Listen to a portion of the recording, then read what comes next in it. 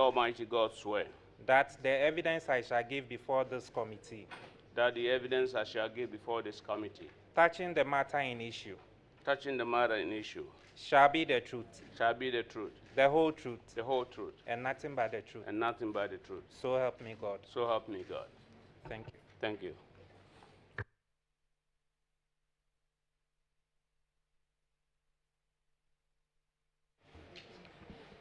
Honorable nominee, once again you are welcome. I will then give you the floor to briefly tell us about yourself. Thank you, Chairman.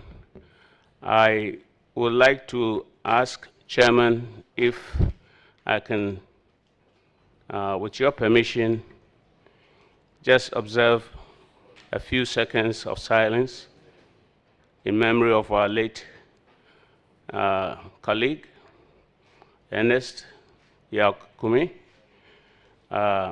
because he was very much affected with me.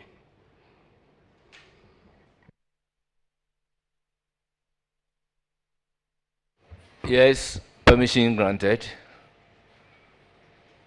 Thank you, Chairman. Shall we rise to observe 1 minute?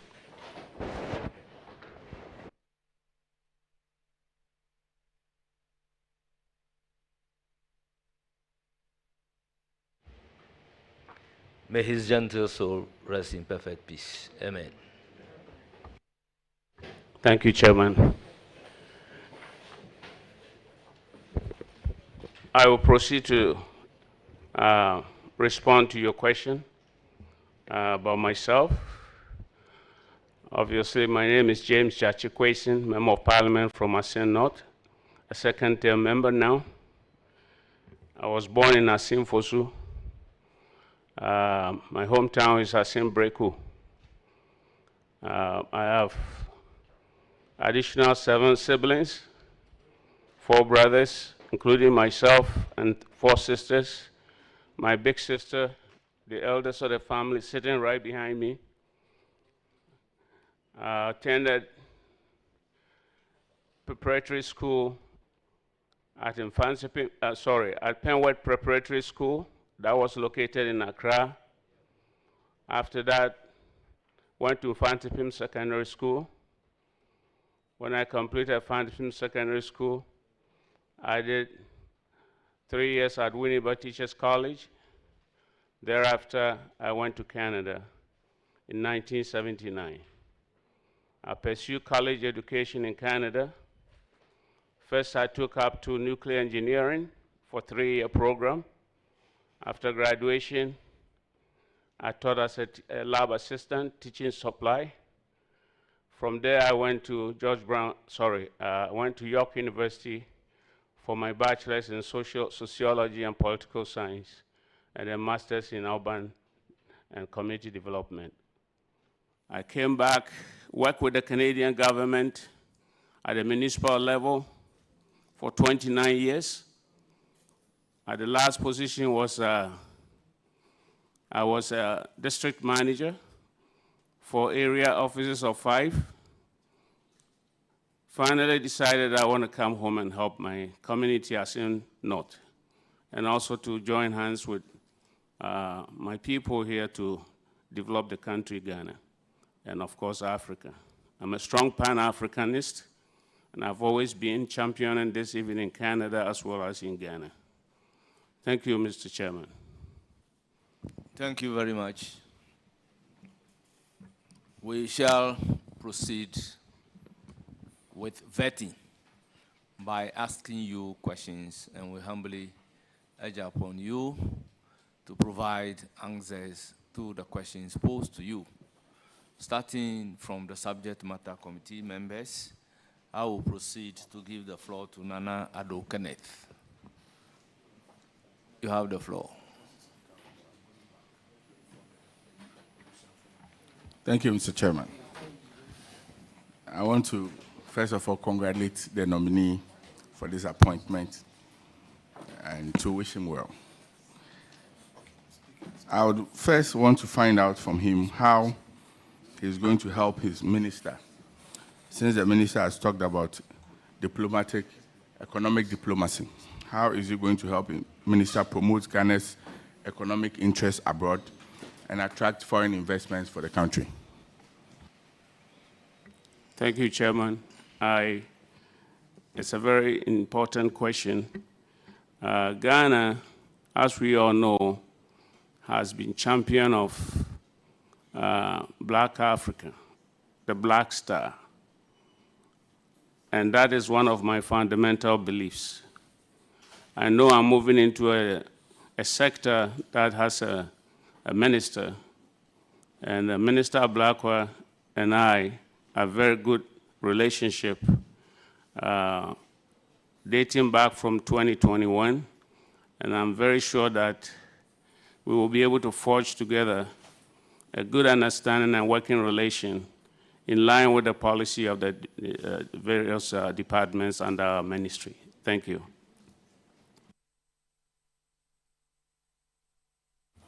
Any further question? Yes. You did indicate that you're a pan-Africanist. Would you share with this nation how that passion would drive you to help build a borderless Africa? Thank you, Mr. Chairman. This has always been my dream, that one day this continent will unite its people, because we all know united stronger than individual small nations.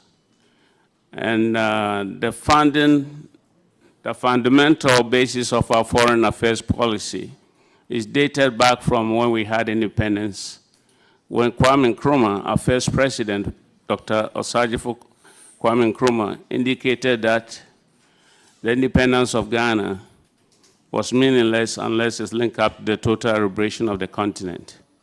I still believe strongly in that principle. And I think with that, we can be able to put together our resources, be a mighty force for global trade and relationship. Thank you. Any further question? Yes. Thank you, Mr. Chairman. The last one that I want to find out from the nominee is that looking at the current challenges within the sub-region, how are you going to support your minister to engage ECOWAS to look out for Ghana's interests as well as solve some of the challenges within our sub-region? Thank you.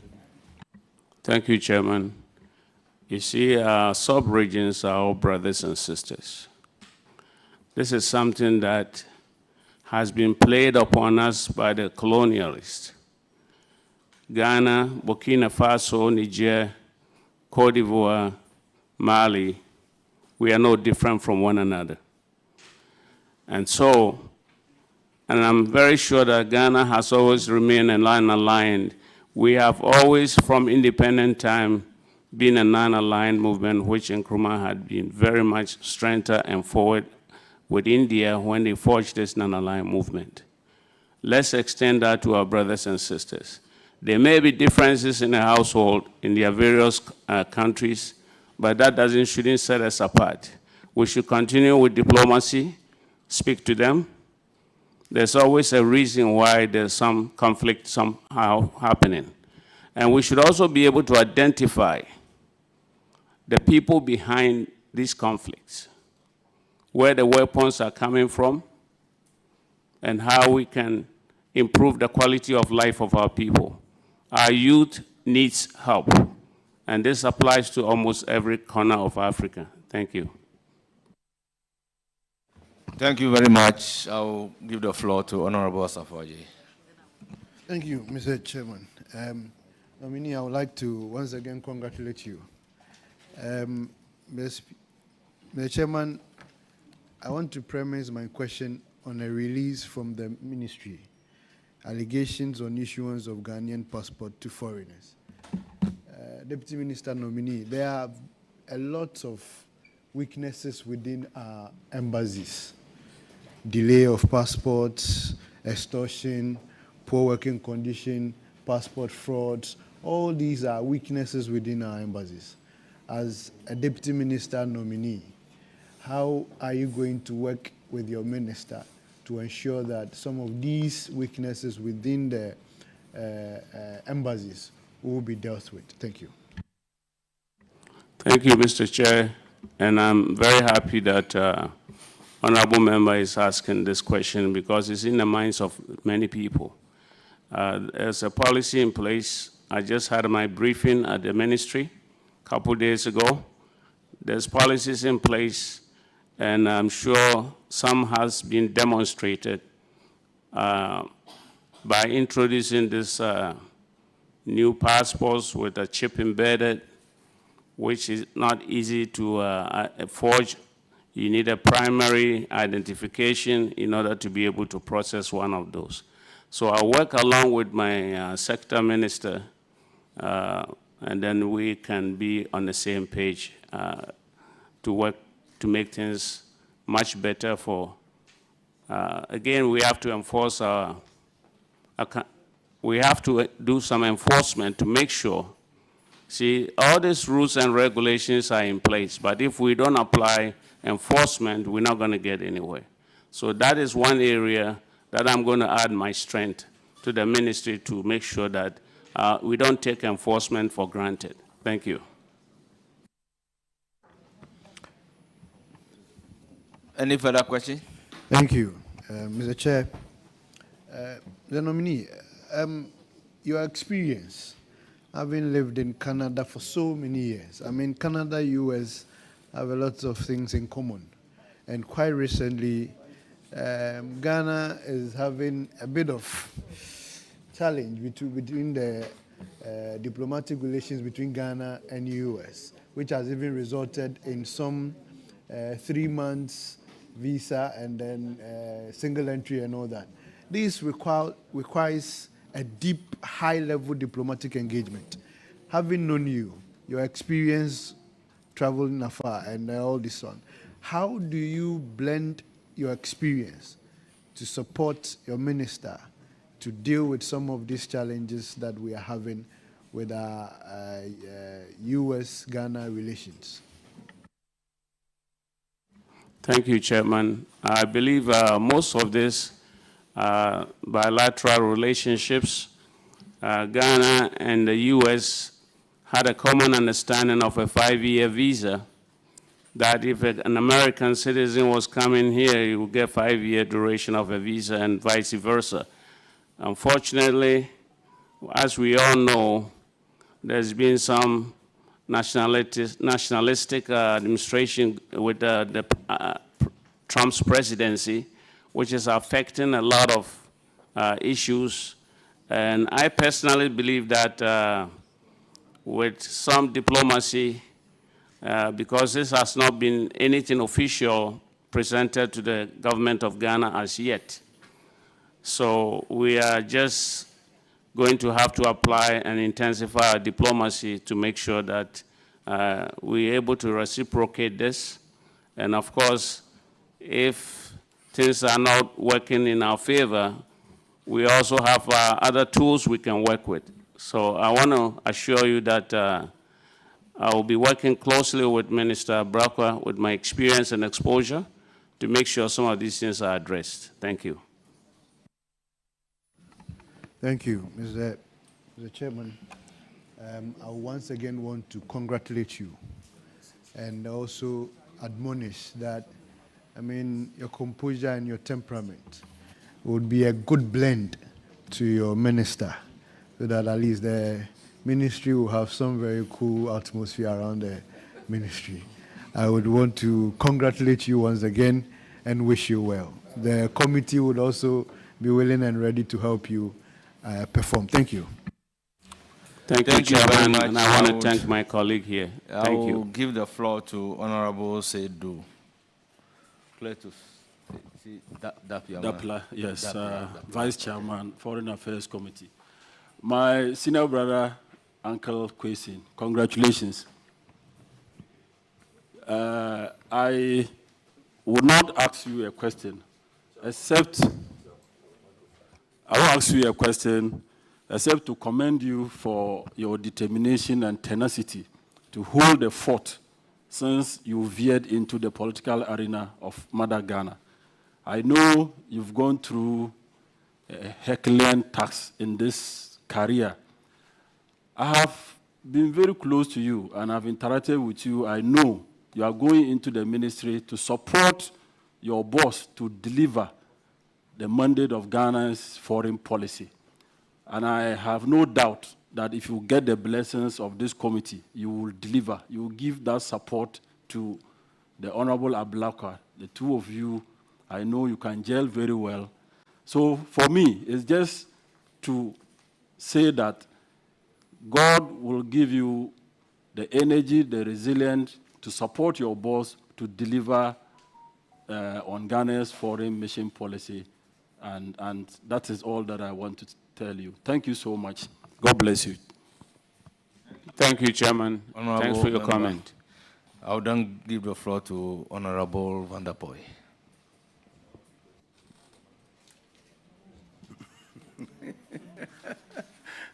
Thank you, Mr. Chair. Let me also add my voice to thanking His Excellency for nominating you. And you and I have worked together in many ways and in many activities. So I know what you can do. I'm happy to see you where you are seated. You are going into a ministry that has a high demand on our national agenda. And I know that you are going to support our Minister, Ablakwa, in that ministry. One question. I want you to take the opportunity to assure this committee of your readiness and your support to the minister to ensure that he delivers the agenda of moving Ghana's image to the highest level. Thank you. Thank you, Chairman, and thank you, my good friend. I recognize that as well, and I want to thank the President, Mahama, for his nomination of myself.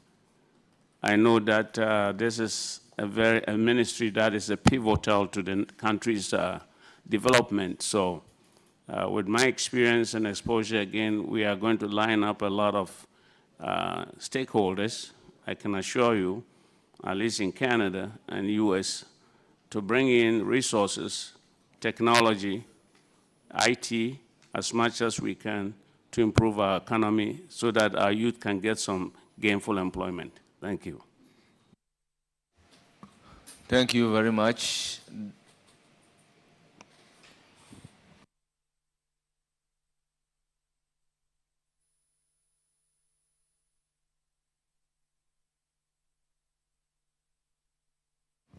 Yes, Honorable Aliklim Akurugu, you have the floor. Thank you, Mr. Chair. Congratulations, Uncle, as I affectionately call you when I meet you in the chamber. You're going to work with a minister who is old enough to be your son.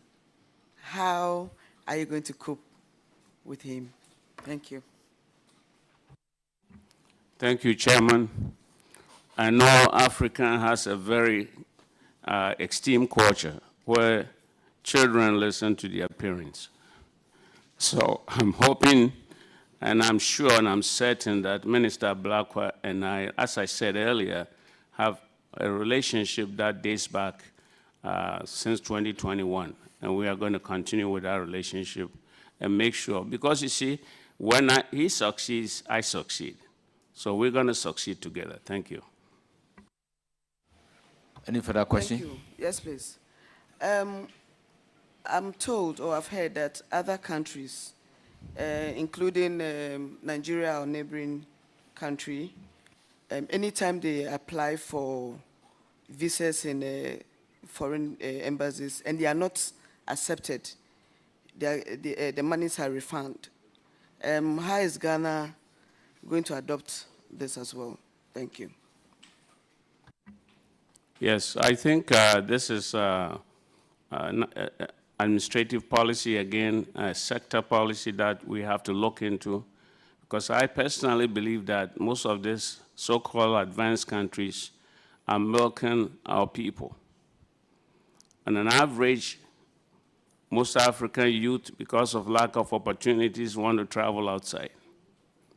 A visa is not cheap. Even just the application form alone is about $160, which could be a month or 2 months' pay for some of our youth on a labor.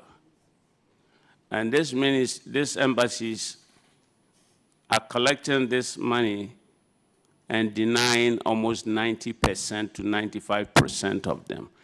We have to find a way to streamline this to save youth the money. Most of these countries are using that as a revenue to support their embassies.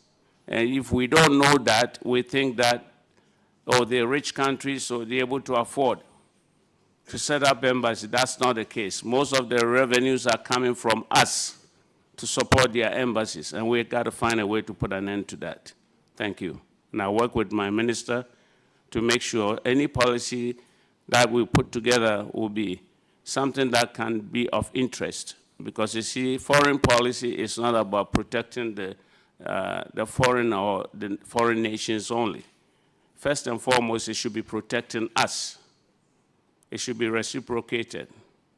Our domestic policy is what we extend to the foreign policy. Thank you very much. Mr. Chairman, no further questions. I'm wishing you all the best, Uncle. Thank you very much. It's now the turn of Honorable Omar. You have the floor. Thank you, Chairman.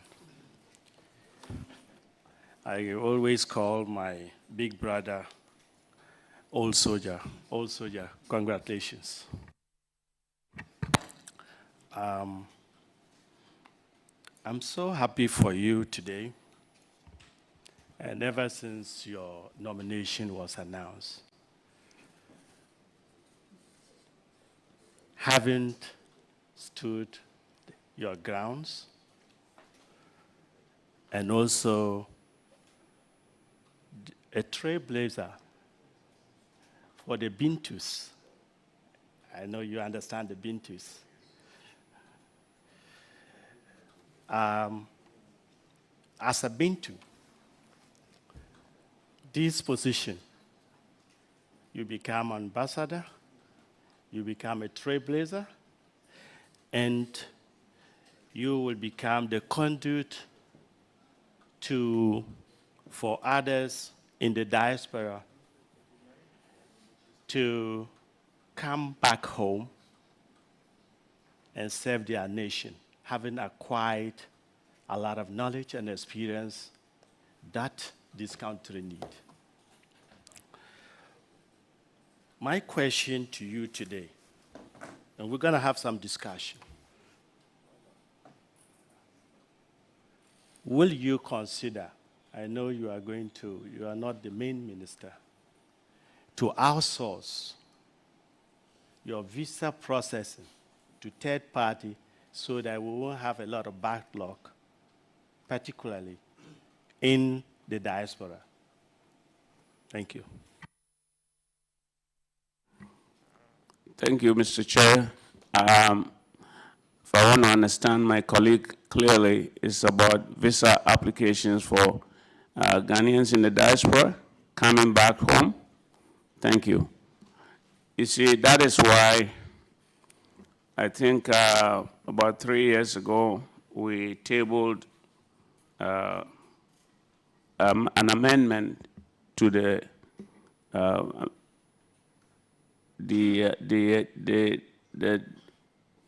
not the visa applications, but we did table, if I recall, refresh my memory, that dual citizenship amendment bill.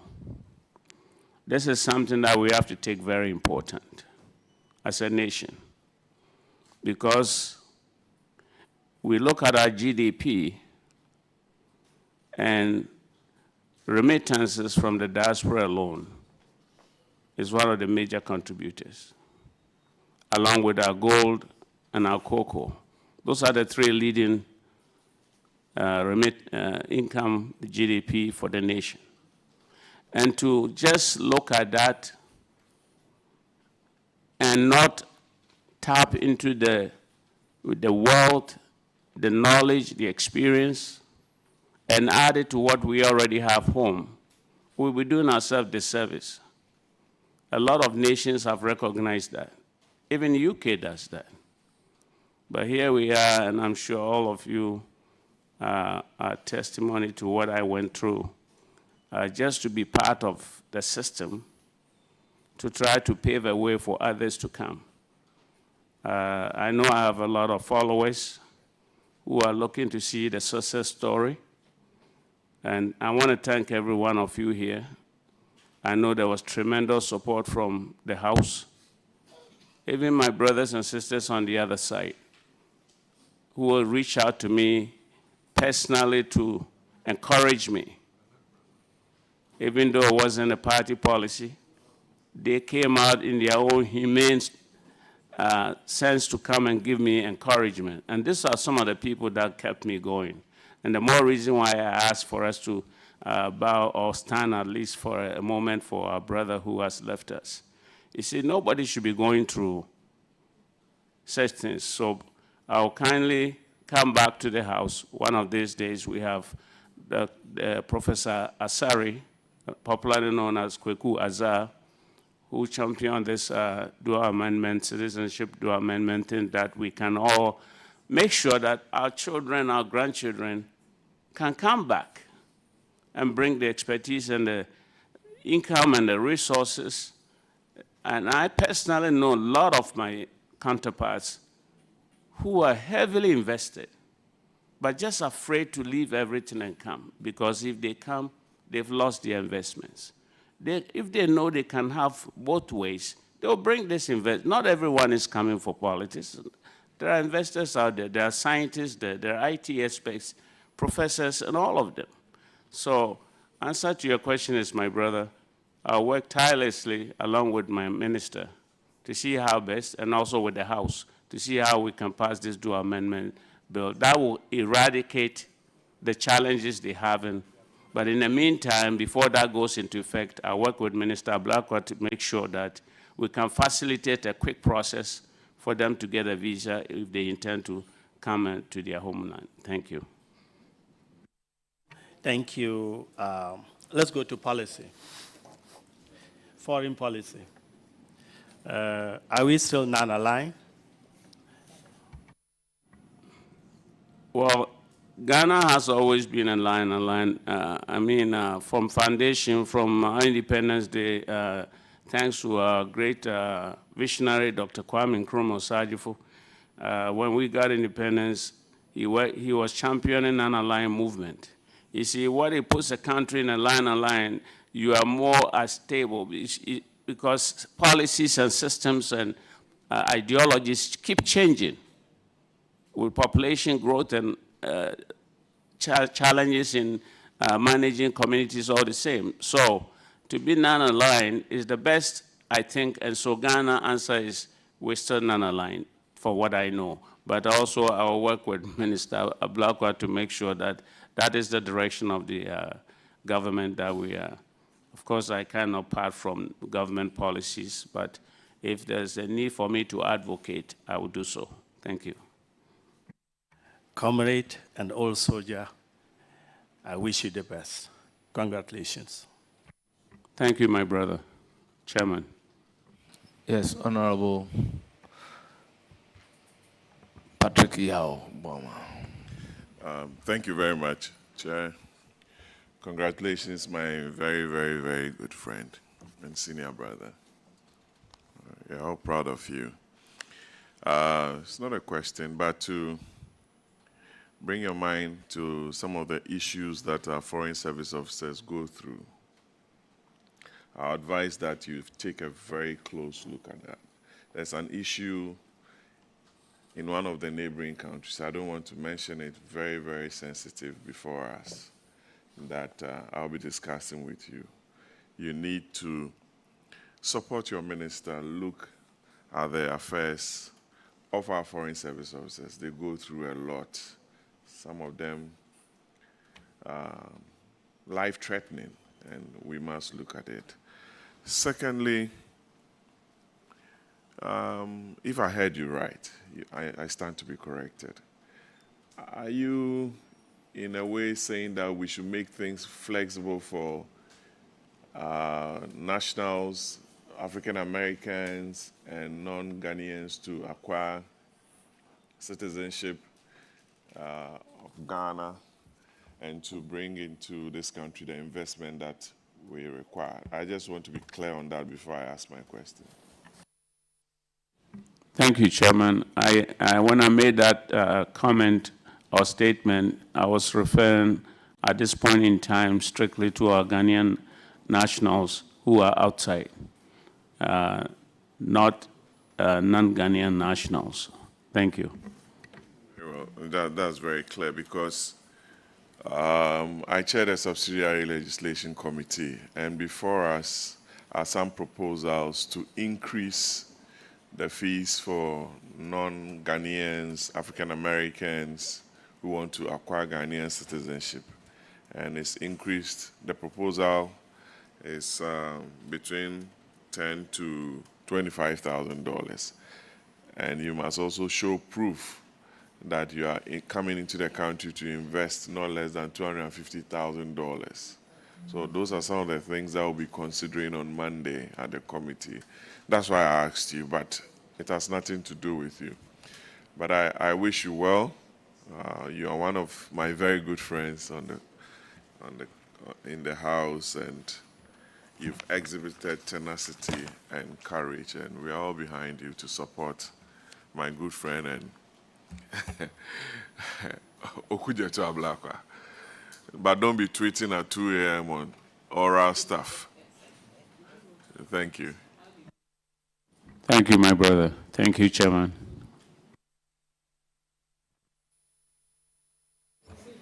Thank you very much, Honorable Patrick Obama. I'll give the floor to Honorable Haji Aladi.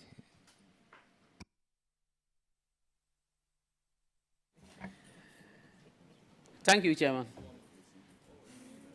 My brother, congratulations. Thank you, my sister.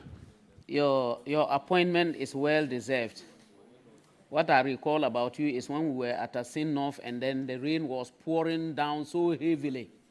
You were drenched in your T-shirt and we were also struggling and trying not to slip and fall. We said, God, just help us. And he did.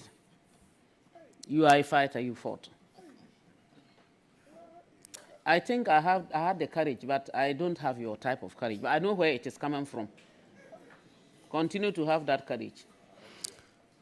You are going to be the Deputy Minister for Foreign Affairs, and the one you are going to deputize is someone who is so open, very open. He says it as it is.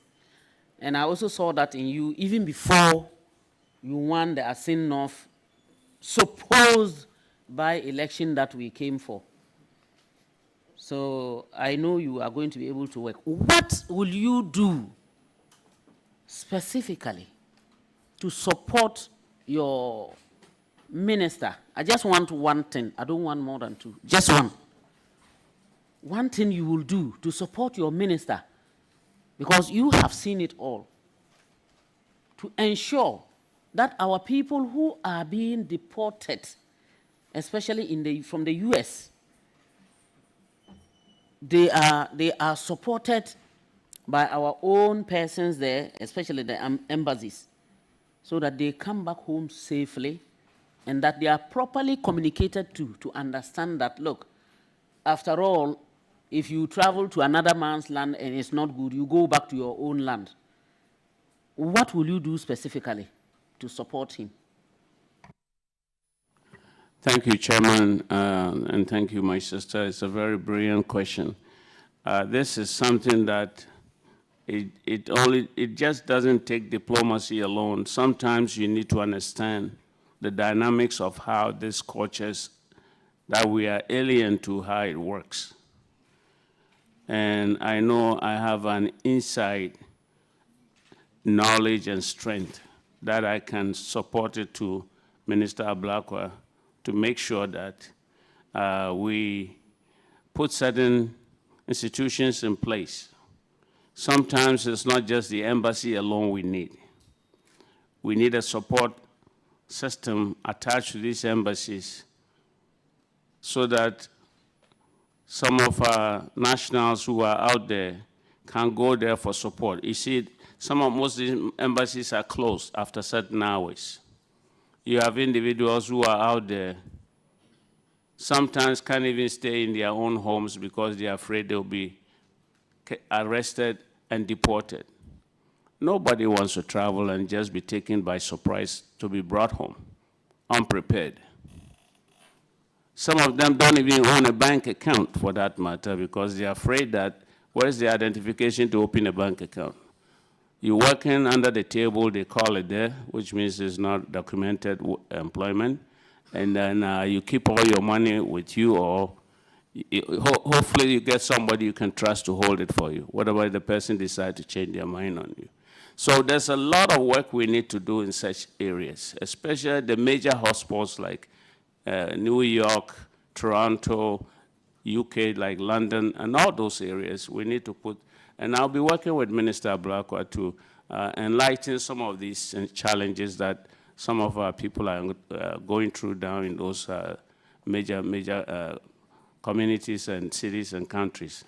So my sister, be rest assured that I think the President, in his wisdom, made a good choice adding me to this sector so that we can make it grow and make Ghana a better place. If we improve our country here, most of those youth out there would not even find their way out. They would rather come home and work for us. Thank you. My second question, Chairman, to the nominee is, if you observe the issue of those who actually travel and go and get either even some of them killed in these Saharan places, some in the sea, some don't even go anywhere, they are killed. Mostly they are youth. A few times I have watched some documentaries, they are boys, very strong ones. Except maybe one or two at a time you may see a girl. Most of them are our energetic youth. Will you ensure that you lace hand in hand with the support and agreement of your minister to talk to our embassies across, not even to the Western world, our own African continent, the countries that they cross, so that these people are given the opportunity where you will meet them, talk with them, and encourage them to rather go back, instead of allow them, because they are afraid, they try to hide, and eventually they get trapped and killed. Will you get them so that you could talk, come together, and you, with your experience, you would help in ensuring that they are given that communication to come back rather than pursue what they are doing? Because even recently, we've heard of people being taken to nowhere but just Abidjan. What are the things that you, will you do that to make sure that you support us to get our youth to stay back? Just a yes or no answer, will you do that? Thank you, Chairman. I will offer yes or no answer. I think what I will add to is that we should beef up our communication here in the country as well. We will liaison with the Ministry of Communication to feature some of these things so that the youth would understand. Because you see, when you're desperate, anybody can lure you into something that you heard about a QNet and all that. They take them out there. They find a way to extort the little money they have, and then they leave them stranded. So yes, we would have to collaborate with the various embassies to make sure. And what I'm saying about communication is also because if we don't step up the communication, most of these youth even end up there and they avoid authorities. So how are you even going to encounter them sometimes? Except when they are in a very extreme hardship before they will seek. But then we should be able to have some counselors attached to our various embassies who can counsel this youth, whilst at the same time, we're also stepping up our communications in the country. We can engage with the media houses to let them explain such challenges that some of these youth will go through. And you are right, my sister. I read about these things in the Sahel Desert. There was some family that came to Canada. It was very bitter winter. By the time they crossed the snow, it was winter time. A couple of them, their legs had to be amputated. How would you travel to just go lose your, physical being? So we will work along those lines with Minister, and then I'm hoping that the youth will understand better now. Thank you. Thank you, Chairman. Last but not the least question, the issue of passports. The acquiring of passports by most Ghanaians is still a difficult one. I'm not talking of cost. I'm talking of process. Today, because we all talk digitalization,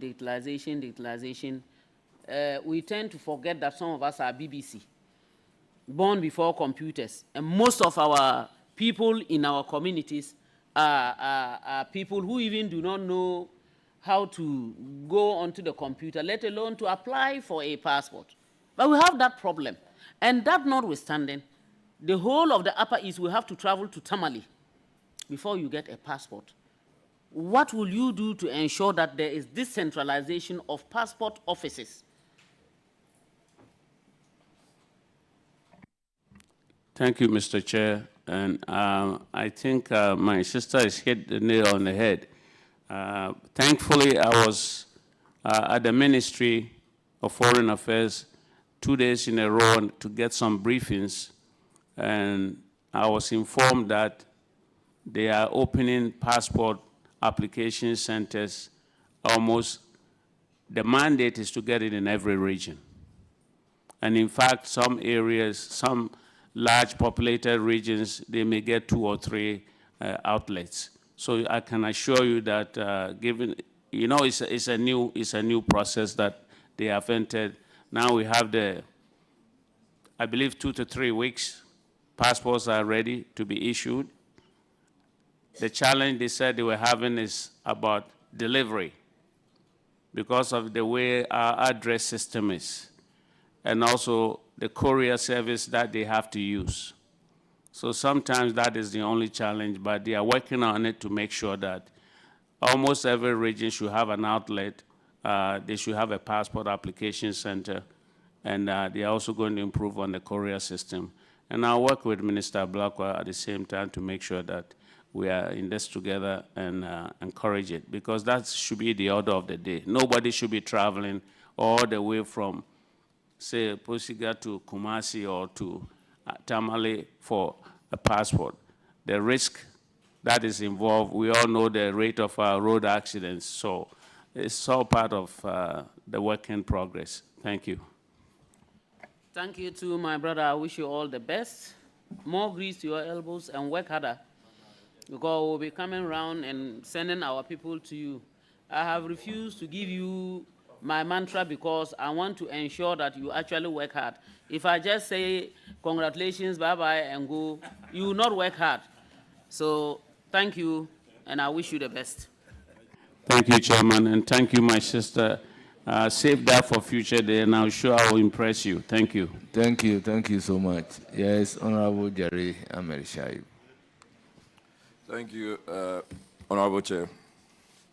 Honorable Chair, the nominee is my very best friend in Parliament. He's a very well-composed person. He knows I don't joke with him. It's just that we are in the line of duty, so I'll be very nice to him. I said I'll be very nice to me. Listen. You're always looking for trouble. I commend you highly for this nomination. I just want to ask you a few questions. The first one is that you're aware the embassy has been closed in Washington, and it was opened and the people were asked to come back home. So all the staff who came back home, we are told, are still at home. Were you briefed yesterday on this, and do you know if the ministry has any plans to have them go back to any new postings, and how soon the ministry intends to do that? Thank you, Chairman. I would say I didn't get a detailed briefing on that, but I'll take a cue from what you've just said, and will be on my list of inquiry to make sure that the policy direction is followed, and we will put things in order. Thank you. Thank you. My second question, I don't have a follow-up on the first. My second question is that I see you're very opinionated on the issue of dual citizenship, and that you are virtually becoming the prosecutor of dual citizenship, or the prophet of leading the charge. The president released a list of ambassadors. One of them that I know is a very solid person, but he's a South Korean, and I think he's Ghanaian. And I've also followed what happens in South Korea. It looks like you would have to go through a whole lot of processes before saying that you are no more a South Korean. In fact, you cannot say you are no more a South Korean. That's what I've studied or learned. What would you advise on such a scenario? Is there anything you are thinking of to advise your minister and perhaps the president? Thank you. In regard to the question you just posed, Mr. Chairman, I think it requires a little bit more understanding of the process that it took to arrive at that decision. And I think it's an executive decision. As I have always said, my position, as you said earlier, you're right that I'm a strong advocate for dual citizenship. And you see, there's no place like home. And many of us, even some of our youth, I'm sure some members have even sent their kids outside to study. That was just an opportunity, right? And some have left our shores on their own accord. But the bottom line is that those of us who at least you reach adulthood of 18 plus and you leave your shores, no matter how long you are out there, because of your family ties, your cultural ties, you feel this is where you belong. And so we all as a nation should work towards this direction to make sure that some of our nationals, dual citizenship or whatnot, should be encouraged to come. And I think that is what I'm championing for. And then, of course, eventually our children and grandchildren can all also come back home. I mean, if we put our country together economically, this country will be one of the most blessed, a paradise in disguise. We just haven't tapped the top of it yet. This is a blessed country, and I think we should encourage our people to come as much as they can, or even if you live here for advance, maybe for some studies or whatever, you should be able to come back. And I realized that was what was happening in the 60s and 70s. When I was in secondary school at advancement, most of my teachers were returnees. They've gone to Russia, they've gone to the Soviet Union at the time, they've gone, came back as chemistry teachers. Our doctors go to Cuba and come back and help the country. We are trained there and they come here. But to say that, well, you left and you can't come back, or if you come back, just, be a spectator, you can't be part of the process. Yes, your remittance will be received in good faith, but we don't need your help. I think it's something that we are doing damage to ourselves. We got a lot of investors, people. If the doors are open, a lot of them will bring resources to build this country. Thank you. Chairman, thank you. Just a follow-up. So, in all of this, I remember the very venerable Kofi Annan. He did not take up any citizenship anyway, and he doesn't speak like you. His accent is raw like me from Choko and Gyakye. Is there any reason why you speak the way you speak and you took up the citizenship? Thank you, Chairman. I think my friend is alluding to the fact that I don't even recognize I speak differently, but if that's what he's saying, I don't know how long Kofi Annan was out there, out of Ghana. Maybe he was a full-blown adult before he went. I stayed in Canada 42 years, and I think, you know, at the time, we didn't have as many of our cultural people around us, so you deal with what is available to you, right? So, you know, you deal with your white counterparts, your Caribbean counterparts, and so with time, it affects you when you're not even aware of what is affecting you. So I came back, and now I can speak Twi in idioms, because it came just like that. It was in my subconscious mind. So when I started my campaign, I was having challenges a bit. But then even my community were encouraging me to speak English. Even sometimes they didn't understand what I was saying.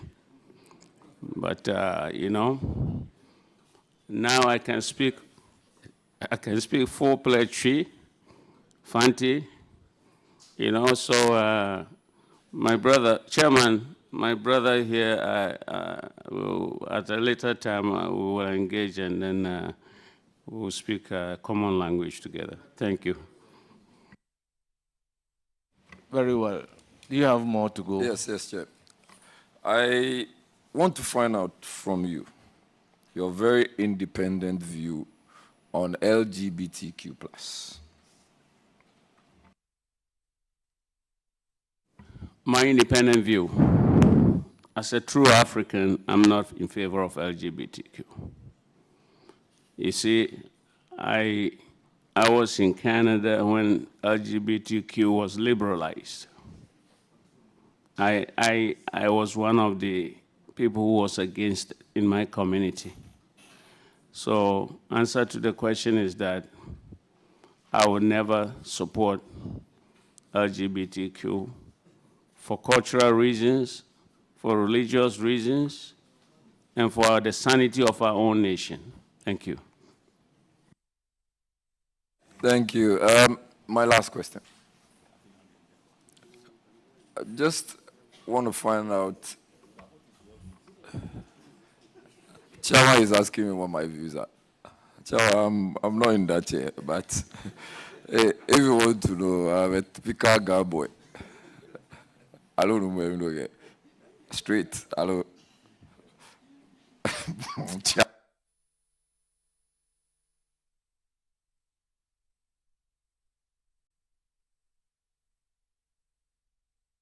My uncle is here, don't trap me. Chair, I just want to find out from my very good friend whether or not the 24-hour policy has anything to do with the Foreign Affairs Ministry. Are you doing anything with 24-hour policy, if you know? And if you know, what are those initiatives or actions or plans that the government of the day, and specifically the Ministry of Foreign Affairs, is embarking on with reference to your 24-hour policy?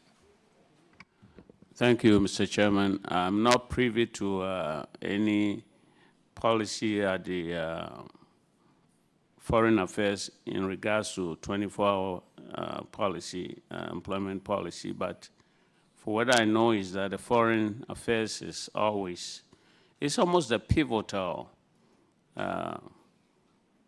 sector for the country.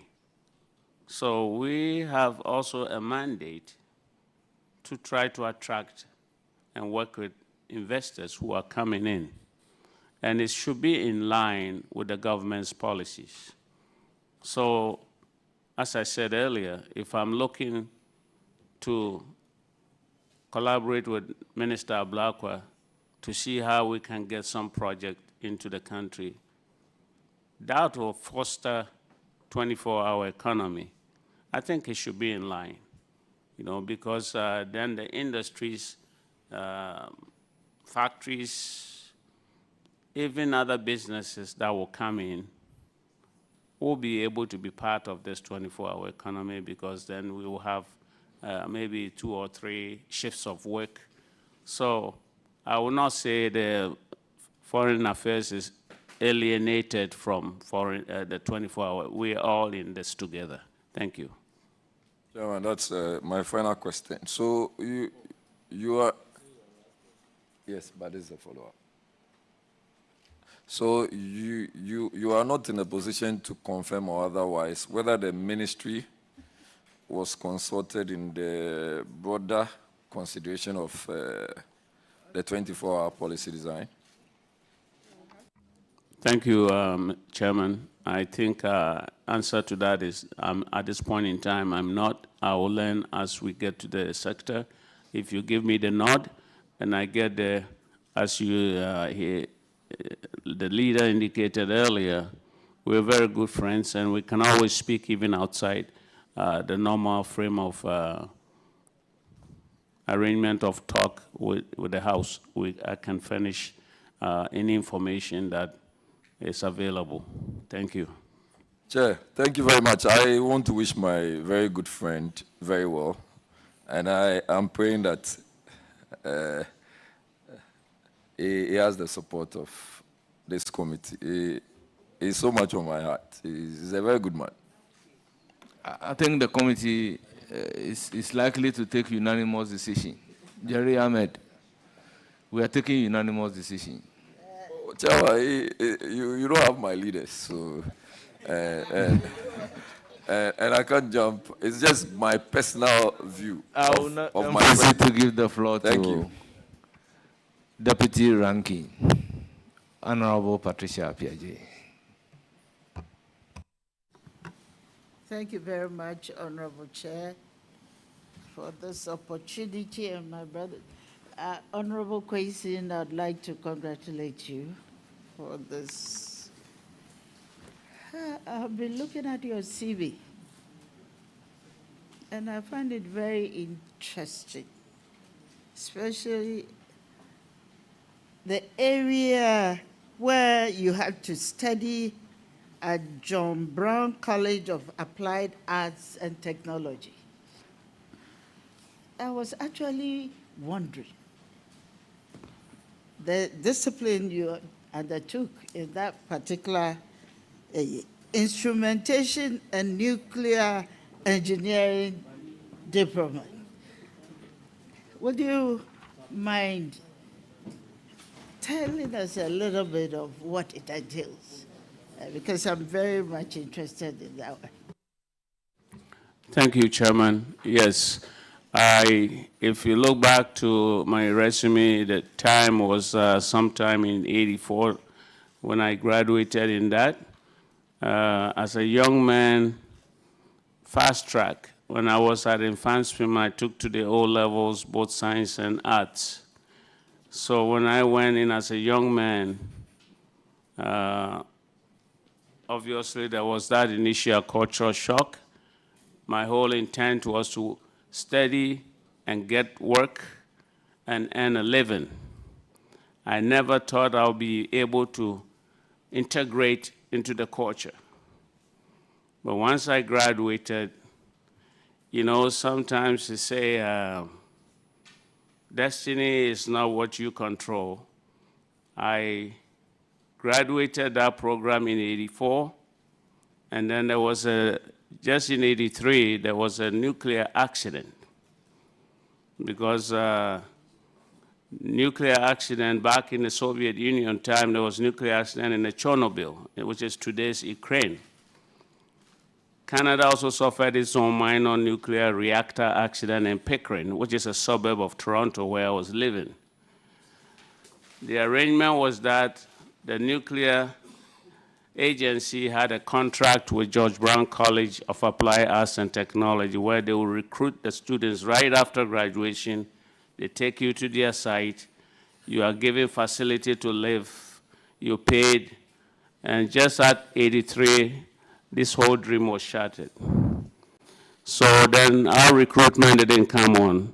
And the lab, the professor was so kind to me that he offered me, I was a TA at the time, he offered me a lab technician to work along with him to train the incoming students.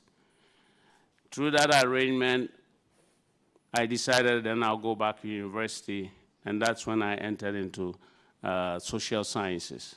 So this is the journey of my life. Why I didn't work with that instrumentation, that was my focus at the time, to go into nuclear science. So thank you very much. A follow-up, Mr. Chair. Are you aware that currently in Ghana, Ghana is pursuing the opportunity to establish a nuclear energy facility in the country for the use of power and energy? Are you aware of that fact? Yes, Mr. Chairman, thank you. I've heard about the talk or discussion on that subject, but I haven't gone deep into it. And would you recommend, because you know there is a general perception that nuclear power is dangerous, but at the same time, it's one of the safest means and cheapest means of electricity supply and the promotion of industries. Would you recommend? And if you have, I don't know if you still follow it up, which country would you recommend to promote this agenda for the country Ghana? Thank you. As it stands right now, Ms. Chairman, I think my sister has asked a very intelligent question. But I think globally, most countries that I know are shying away from nuclear energy at this point because of we are looking at green energy now. So I think that I'm not going to totally, if I'm ever consulted, totally deviate from advising them, but comparatively, I think solar energy will be even more appropriate for a country like Ghana because we got abundant sun, 12 hours of sunlight, and I think that will be even the cheapest way of getting our energy sources. Thank you. Thank you very much. Having been in that institution, that's a second follow-up. In that field, I was expecting you to rather educate people because we have various usage anyway, but I think you really explained your limitation as an initial exploratory. So I'll grant you that one. Thank you very much. And I'll go on to my next observation. You went to Fansipim Secondary School, Ghana. At the time you finished your education, what certification were you given? Because I have here with me high school diploma. At that time, were they offering high school diploma or GCE and O level? I mean, I don't know. I need that kind of clarification. Would you seek the leave of the chair to correct it if you have to do so? Thank you. Thank you, Chairman. I think my sister friend here is very critical, and I think it was my putting together as the thought is today to bring awareness or understanding, because most of the panel may not even know what GCO level is all about. So I thought the easiest way to say the diploma is what is offered these days. So we alluded to that. But I stand corrected that there was a GCE O level. Thank you. I asked if you would seek the leave of the chair to correct that information because it's very much required. This is a house of record. Thank you. Mr. Chair, I would like to seek a leave to make a correction on that. Thank you. Leave granted at request. Thank you very much, Honorable.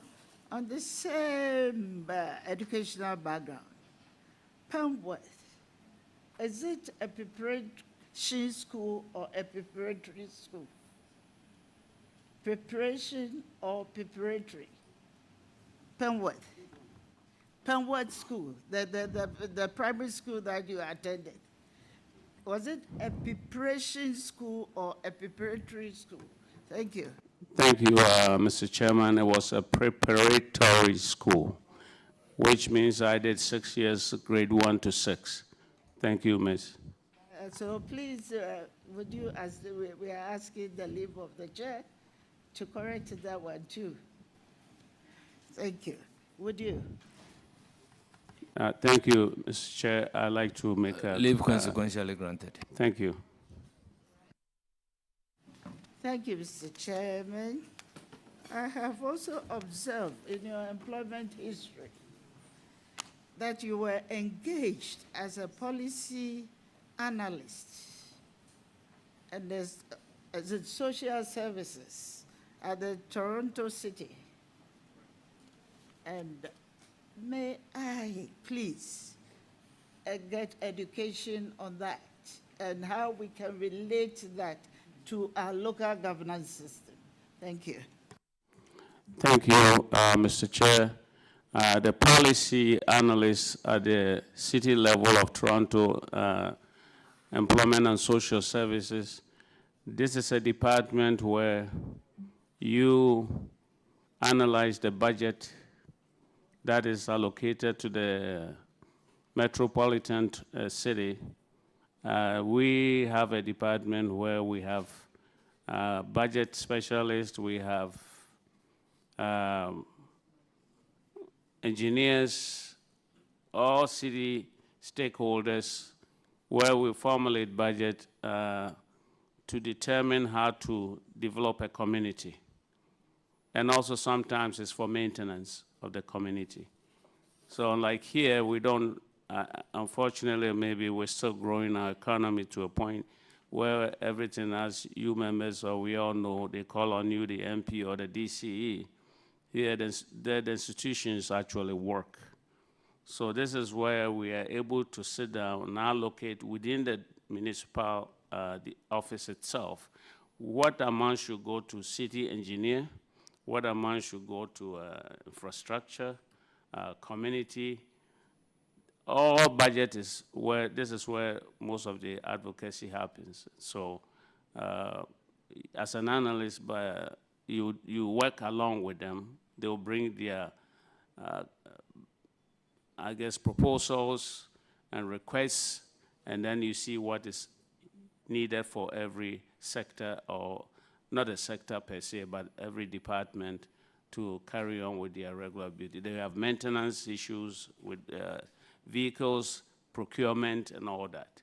So this is where that direction is. Thank you. Right, Honorable Chair, I'd like to follow up on that. Honorable nominee, are you aware that in preparing our budget, especially the one pertaining to your constituency, what is the constituency name? Asin North.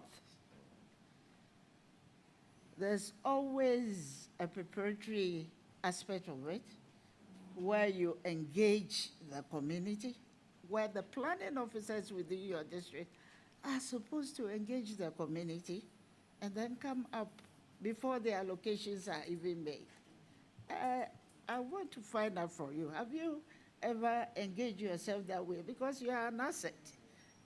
What you did in the city of Toronto could be transferred to your constituency. You are an asset. Are you not in the know, or you've never had the opportunity to transfer that kind of institutional memory to your constituency? Thank you, Mr. Chair. I have not had the opportunity, but I know that I'm a member of the Assembly, and so we'll be pursuing that. Again, I don't want to go back to my experience of the last 4 years because it wasn't a smooth operation for me to be more participatory until this recent times. So, yes, I think we will also be able to guide the district engineers and in preparing their budget and those things to see how best we can. Because unfortunately, you see, the money comes in a bulk, or sometimes there's no money at all. So it's so difficult to, unlike the experience I had, your budget is allocated to you, I mean, in entirety, so you can pick and choose and make your own planning as to how to conduct the operations. But yes, I think it's a learning process, again, for our communities. So I'll take that advice as well and try to engage them a little bit more to see how best we can organize a better planning for them. Thank you. Thank you very much. Honorable, I'm looking at strengthening diaspora engagement. The Ghanaian diaspora, estimated at over 3 million globally, contributes significantly, according to the Bank of Ghana figures. Even in 2023, they contributed to about 4.3 billion by way of remittances. However, there's such limited consular challenges and barriers to diaspora investment, and this persists continuously. Going to be the deputy for the Foreign Affairs Ministry, how will you enhance diaspora engagement or support your minister to enhance diaspora engagement, improve consular services, and create incentives for diaspora investments in sectors like agriculture and technology? Thank you. Thank you, Chair. I think the sector, as I spoke, had a meeting with the sector directors, as well as a briefing I had from Minister Blakwa. I think there's a path already where they have created under his own watch what they call delivery section or bureau, you may want to call it, that is going to be more working directly with the embassies to improve what my sister, honorable leader, just said, that I think it's been brought to the attention similarly what you just described. So this is more or less a personal, they are accountable to the minister per se. This new bureau, which is the delivery bureau, is accountable to them. They are going to measure the performances of some of this as an oversight to make sure they address the issues and concerns of the aspirants who are seeking help in those embassies and consular generals. Thank you. Nominee, my next question is, are you aware that Ghana maintains a non-aligned foreign policy? If no, then you correct me, but if yes, are you aware Then I'll come up with my follow-up question. Thank you, Chair. I'm very aware that Ghana is towing the non-aligned movement. Yeah. Thank you very much. Therefore, balancing relationships with the global powers like the United States, China, and the European Union. Recent discussions such as the US-China rivalry over critical minerals in Africa place Ghana in a very delicate position. Given its significant bauxite and lithium deposits, how will you support your minister to ensure Ghana's foreign policy remains independent while maximizing benefit from partnerships with these powers, particularly in securing favorable trade and investment agreements? Thank you. Thank you, Chair. I think, again, my honorable member has asked a very important question. There's a policy that, executive policy that should align with sector's implementation of such. You cannot individually as a department decide what you think is very appropriate for you to do. It has to be in line with the manifesto and government's agenda. It's a collaboration of so many executive and sector decisions that has to go into place. Technocrats and all that has to be on board. So, as I said earlier, we are non-aligned, and we should not be seen as leaning to one side more than the other, because circumstances can always change, you know, and then you find yourself boxed into something you can't get out. So my response to your question is that I'll follow keenly the directives of the ministry as collaborated with the executive, and make sure that I give my maximum effort for achieving what will not put our country in jeopardy. This is first and foremost, Ghana comes first. As President Trump would say, America comes first. He should also know that we also have a country, so we also come first. Thank you. Thank you. On climate issues, climate change and environmental diplomacy, it really poses a significant challenge to Ghana, including coastal erosions in areas like Kata and flooding in the north and all that. And it really threatens livelihoods and food security. So it's an issue that we should be looking at carefully. Ghana has committed to the Paris Agreement and seeks international support for climate adaptation. As a deputy, and I know your work is quite broad,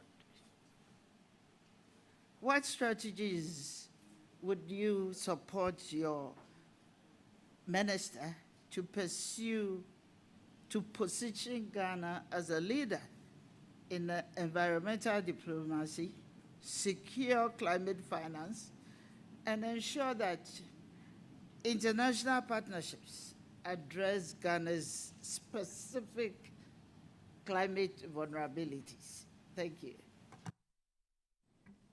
Thank you, Chairman. I think green energy is the way to go. Ghana should be seen as investing our resources more in that direction, whether it's hydro, electricity, whether it's transportation.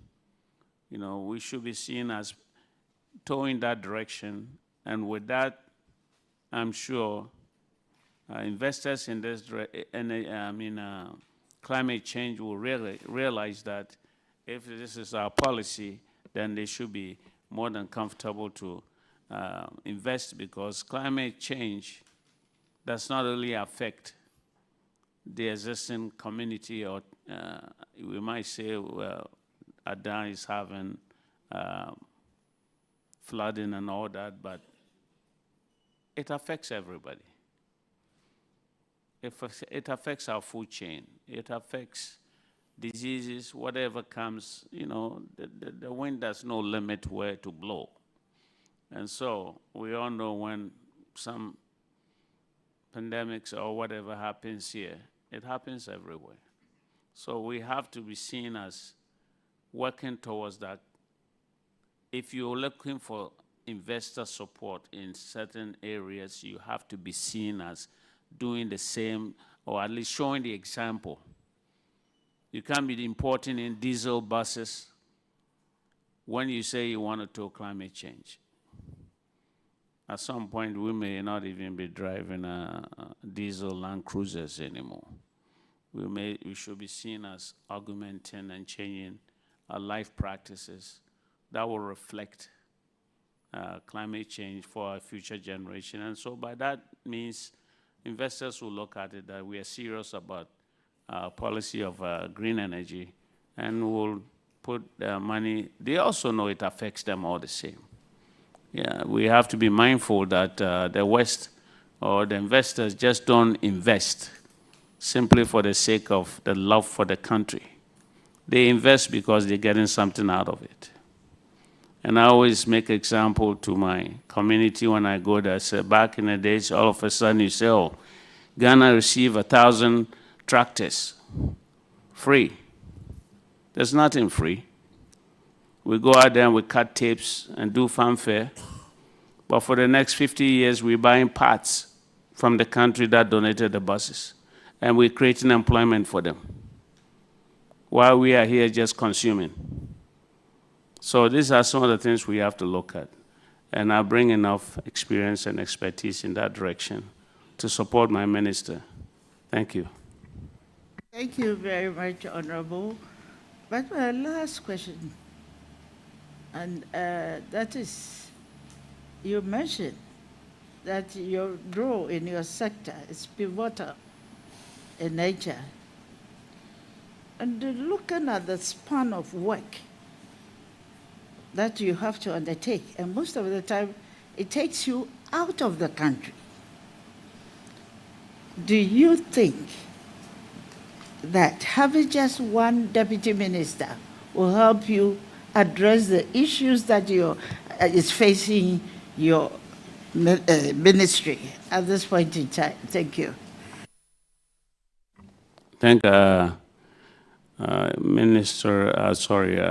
minority leader has asked a very important question again, and I can assure her that given the limited amount of ministers the president decided to appoint, this is part of our manifesto pledge, and we intend to honor that. And for that reason, I think he's put a lot of consideration into his appointees to see how strong and how formidable they are going to be able to handle the work that is assigned to them. And I can assure you, I'm relentless, and I'm a globe trotter.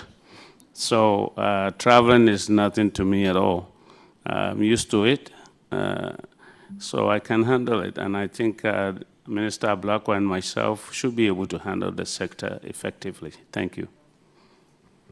Finally, Honorable, I wish you well, but I would like to find out something very critical. As a Ghanaian, I always meet you on the corridors, hoping to speak Fanti with you, but I never get it. Do you speak Fanti? Thank you, Chairman. Mpocho Mtefanti.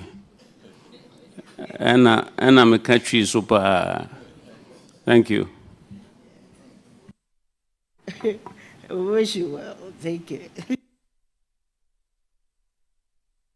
Thank you very much. Honorable Zuera, I'm going to permit you to ask one and only one question as a friend of the committee. Thank you. Thank you very much, Honorable Chair. Thank you for your magnanimity. Congratulations once again, my brother. Yapume. Mpocho Boko. Yedanyamiase. Chairman, before I ask my question, I just want us to look at page 2 of the nominee's CV. Mpacho yonko page 2 I. In your 1971, Winneba Teachers College, Ghana, General Education. Please, when you speak the Fanti, then you speak English so that we can, the Hansard can capture it. All right, okay. Thank you. Thank you, Mr. Chairman. So, on your CV, nominee, Winneba Teachers College, General Education, Teaching, Diploma, 1971. I happen to have grown up in Winneba, and I want to assume that I grew up on the same campuses where you obtained the General Education Teaching Diploma. And I think I know that it was called Advanced Teachers Training College, Winneba. They had both the North and the South campuses. The North campus was the Specialist Training College. So I want to know whether this was the same place where you had your teacher education. Thank you, yes. This is the same college, yes. So will you want to beg leave of the chair and amend it accordingly? Thank you, Chair. I will request amendment. Thank you. Leave granted. Go ahead. So thank you very much. My one question. Hold on. Leaders want my attention, so let's give him the opportunity. You're on the floor, leader. Yeah. Honorable Zuera, Chair, thank you for the opportunity. I wasn't born early enough, so I would want this clarification from you. Since we are all from Winneba, if I heard you correctly, you said we had Advanced Teacher Training College and then Specialist Training College. And the Advanced Teacher Training College was in the South Campus, and Specialist Training College was North Campus. Yeah, well, I was born in 78, and I came to Major, and I attended Specialist Training College Demonstration School. And after the Advanced Teacher Training College Demonstration School, I grew up knowing the two institutions to be separate, distinct in their nomenclature. However, when former president brought all together, we had National Academy of Music, which was also an independent institution, and brought all three, STC, NAM, and ATTC. Then STC became North Campus, ATTC became South Campus. I just wanted clarification from you for the records. Was it that in your time, these two institutions were under one principal? Because when I was growing up, I knew that STC had its own principal, and then ATTC had its own principal, and the North and South campuses came by as a result of the establishment of the University College of Education, Winneba, then. So I just want clarification because you were before me, so that... Thank you very much, Leader. Indeed, I was before you, and I attended the ATTC Demonstration Primary School, which was a completely separate institution. They had the two advanced specialist training colleges. the ATTC provide general teacher training colleges where the special college provides special in custom designed disciplines like sports, catering, and I mean, that was special. But ATTC provided general training. At the time I was, and then we had, of course, the Music Academy. At the time I was there, Mr. Yanni was the principal of the Advanced Teachers Training College, and the STC had its own principal. Indeed, Mr. Yanni's son, Joel, who is the head of the oncology department at Kolebu, was my classmate in Winneba. So they were separate, two separate, and I want to believe that the nominee would have been at ATTC.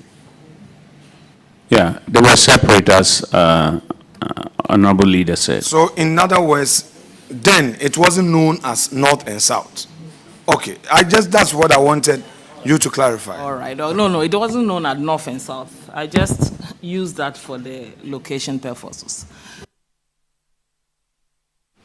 Nominee, your request still stands granted. So go ahead. Thank you, Chairman. I have one question, nominee. Ghana's foreign policy currently is standing in the middle of a lot of global and regional difficulties. We can worry about the Russia-Ukraine crisis. We have the challenges in the Sahel. We have the Israel-Gaza difficulties that has really put our foreign policy and diplomacy to test. But when we zero in home at ECOWAS and the current situation of ECOWAS, do you think that ECOWAS currently, as it stands, can stand the test of taking care of the security of our region? And is there anything that you will work with your minister, together with your minister, to do in order to strengthen Ghana's leadership at ECOWAS and to enable ECOWAS work closely with the Sahel countries to see whether there's a possibility of getting back on the democratic track and having a harmonious ECOWAS as we had before? Thank you. Thank you, Chair, and thank you, my dear sister.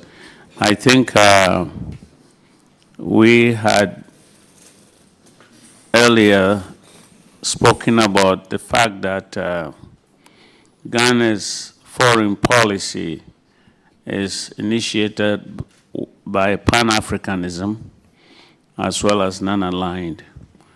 In regards to ECOWAS and the regional tension, you've seen that Ghana has taken the role of, regardless of the Sahel breaking away, Ghana has taken initiative to still maintain dialogue and diplomacy with these regions.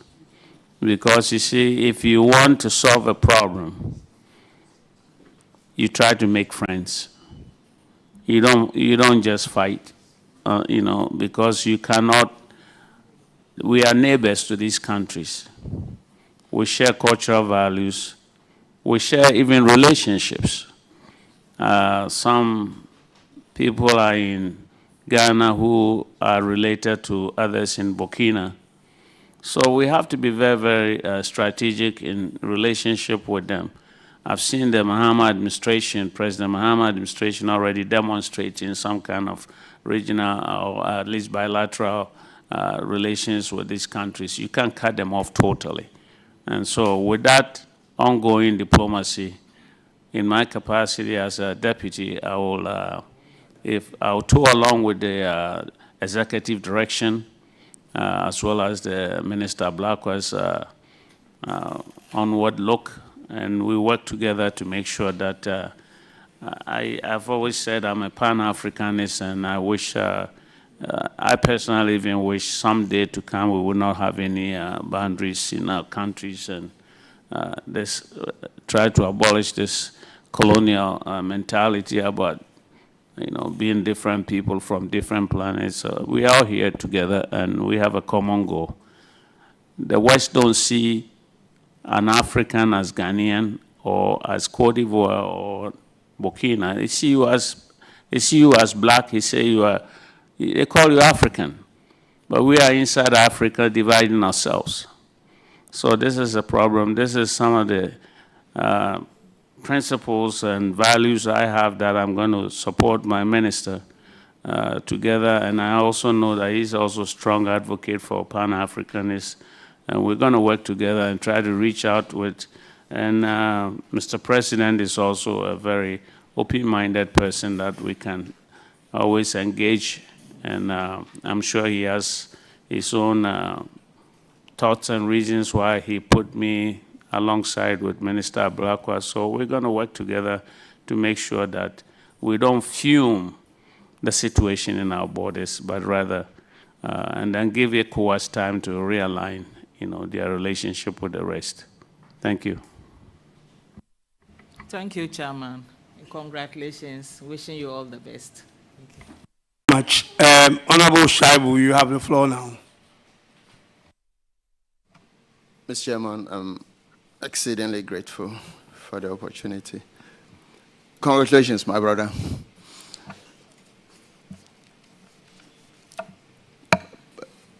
Public service has always been one of the unattractive places to work. Indeed, most people sacrifice to serve their nation. Given where you have come from, given the in and outs of court and the rest of that, and as a Pan-Africanist, do you have any regrets that you opted to come and serve your nation and you went through such? And if so, why? Thank you. Thank you, Chair. No word of a regret at all, to answer it bluntly. But I want to assure you that sometimes we all engage in a line of work that we don't even know why we are involved. During my challenging times, of course, I did ask myself many times, why am I doing this? But there was no answer to it. They say, if you don't do it, who's going to do it? Especially when I came home and I saw the condition of life of my people. It touched my heart. And I think you work in life. There's nothing like, I always say to people, my happiest moment is when I put a smile in the destitute person's face. It's worth to me more than millions. I've grown among family members, I've grown around family friends, wealthy people, filthy wealthy. I have to say I grew up as a privileged child, looking at the life of other people. But I always remember my mom and dad were sharing to the community. And maybe it affected me. So despite all the years I spent out there, I came back to see what I can contribute to my people. And it's still very fulfilling to me. I know some of the things I went through were mainly political, maneuvering, but I don't take it personally. At the end of the day, it's over. I have to look forward and fulfill the vision I came to town with. And that's exactly what I'm going to do. Thank you. On that note, I wish you very well in your new career. Thank you very much, Honorable. I will now be granting the floor to the minority leader, and then hopefully, in the absence of the chairman, I will conclude and bring the curtain to a a close. So, Honorable Minority Leader, you have the floor.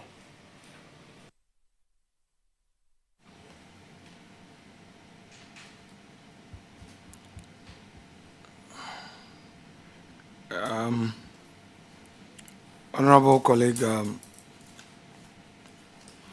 we on this side of the House, the minority, acknowledge your nomination as Deputy Foreign Minister,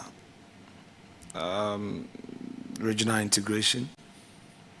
Of course, recognizing your parliamentary service for Asen North and extensive Canadian experience. Your nomination comes at a critical period of Ghana's diplomacy. It's marked by the recent Washington story, which came to the floor of the House. The need to realign complex geopolitical issues, climate change, evolving economic partnerships. Without doubt, as a deputy minister, should you go through the North, should you get a North, you will serve under a minister who operates under presidential direction. Your role demands supporting ministerial leadership in implementing Ghana's foreign policy, whilst bringing international perspective to diplomacy and its challenges. However, I note from your CV that your background is in social services rather than diplomacy. And this may raise issues of preparation for international relations, and it's also in all of its sophistications. My focus this afternoon will be to assess your readiness to support your minister in advancing Ghana's interests, while addressing the systemic diplomatic challenges that we face. In proceeding, I mean no disrespect to you when it comes to questions I'm going to ask you. I would want you to relax, be easy. You and I know that we share esprit de corps. And we've been together, all right? And I just have to do this job for the good of governance. I hope you bear with me. First, I've gone through your CV. You have mentioned Professor Azar Kwekwasari and Mr. Tachu Chikata as your referees. How long have you known each of them?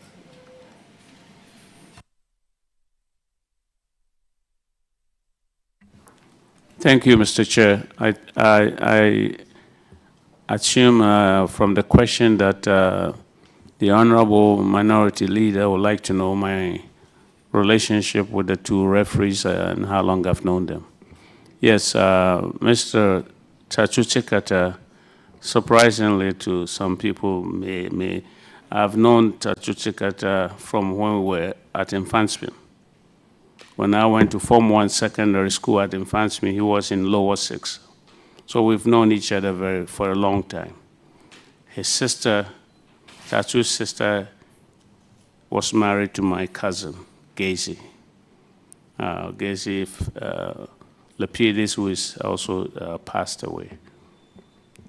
And then Professor Kwekwasari, I've also known him over 10 years. We've been working hand in hand in regards to the Dual Citizenship Amendment Bill, that we seek counsel and communication from one another. Thank you.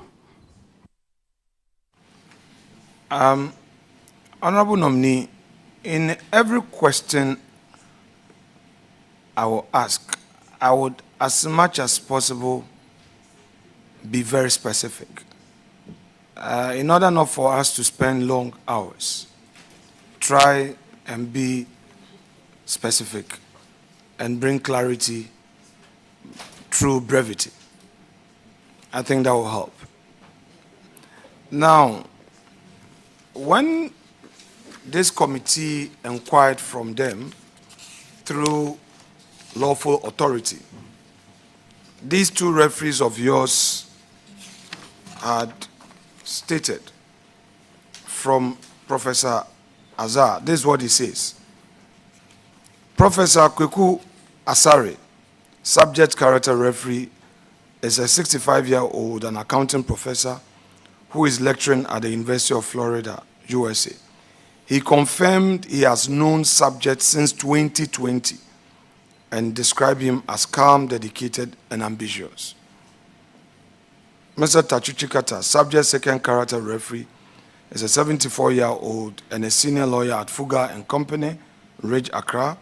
He confirmed he has known the subject since 2020 as his lawyer and described him as dedicated, humble, and hardworking.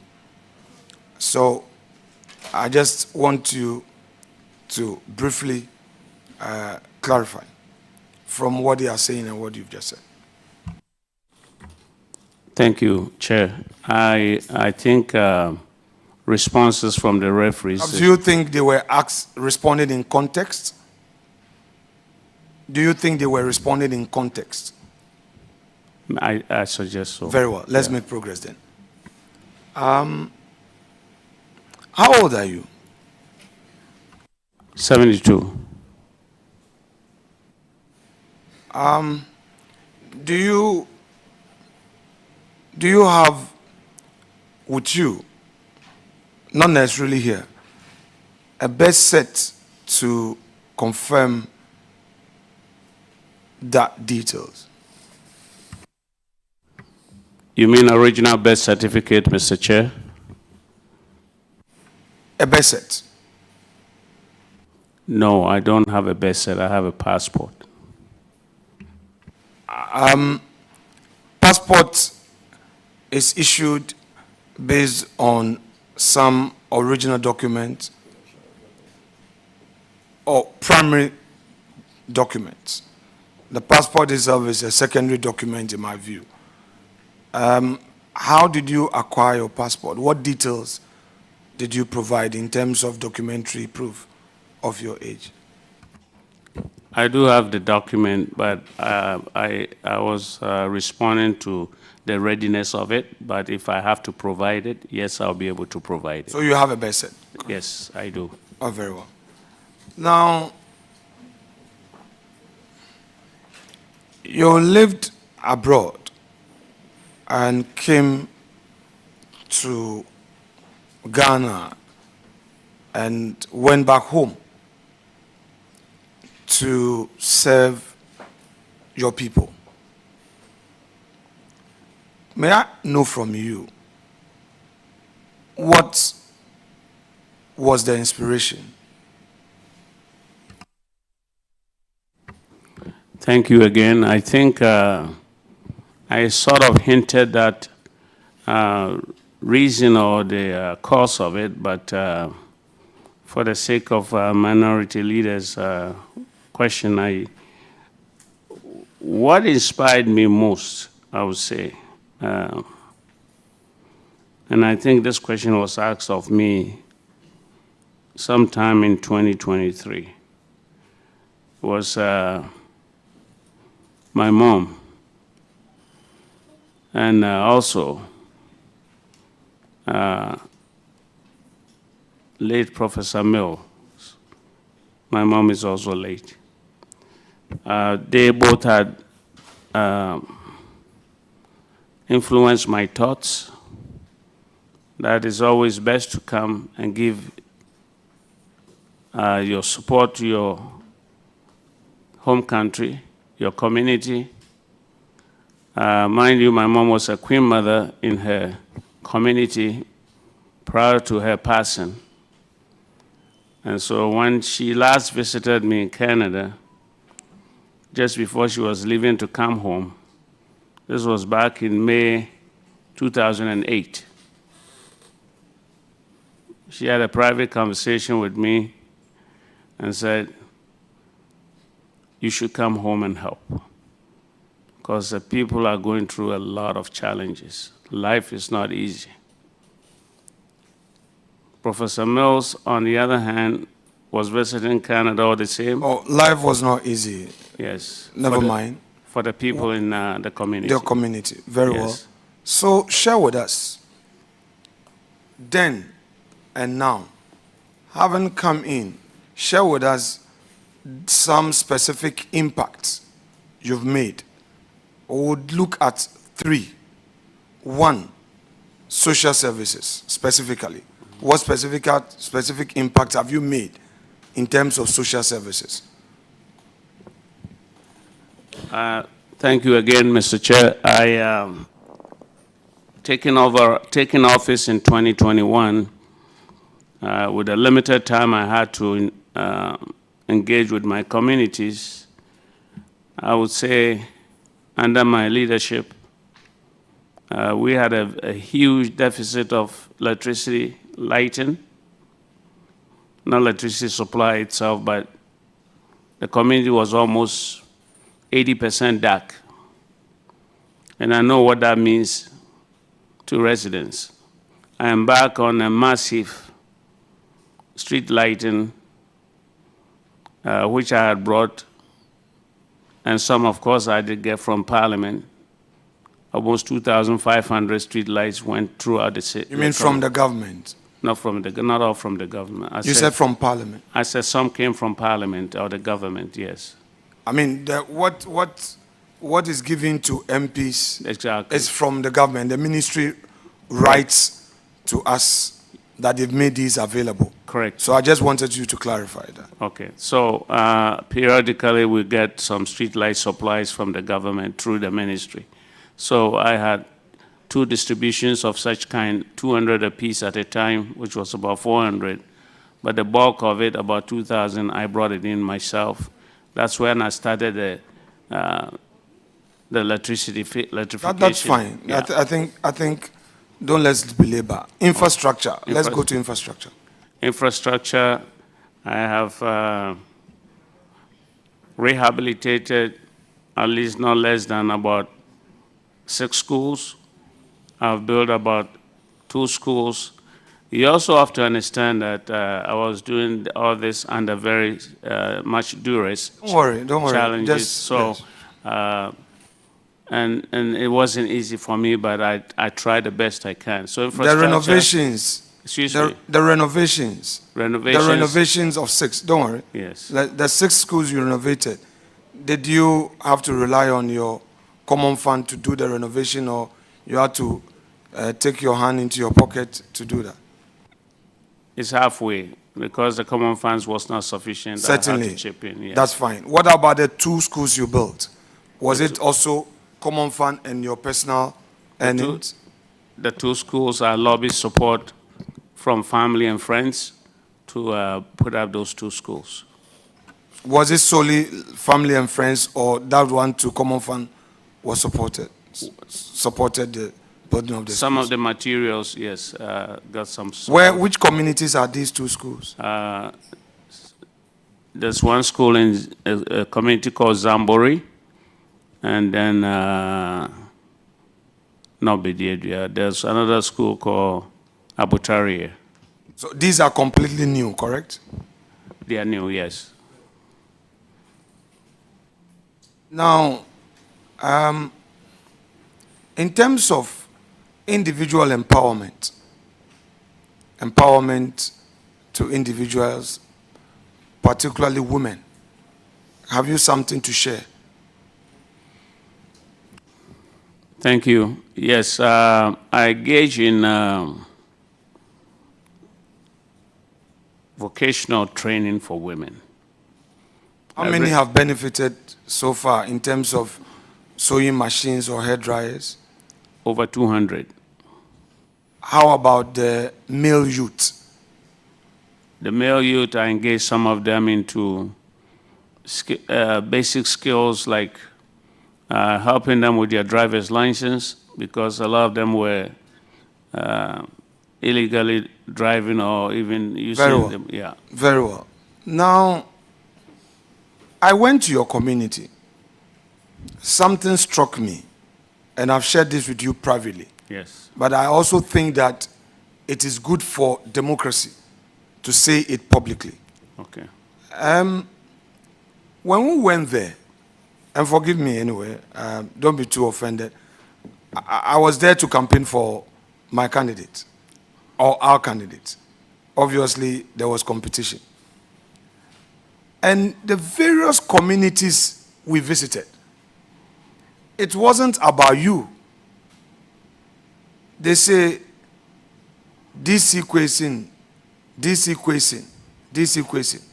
So I was eager to find out why the man is not a DC, or was DC before. Then they said, oh, his dad, many years ago, what he did. This is something that struck me, and it made a positive impact on me, that whatever I'm also doing in Winneba, I should remember someday people saying these nice things about me when I'm dead and gone to my kids, that, oh, your dad, your dad, your dad. How would you say Daddy's records have helped your political career? Thank you, Chair. I think Minority Chair is right on point. Dad was a very effective politician. He was the first appointed district commissioner in Kwame Nkrumah's administration.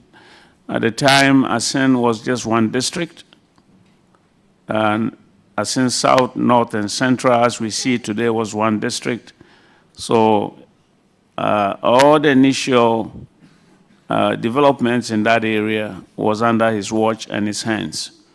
He built secondary schools, he built training colleges, he recruited the police, set up police posts and stations.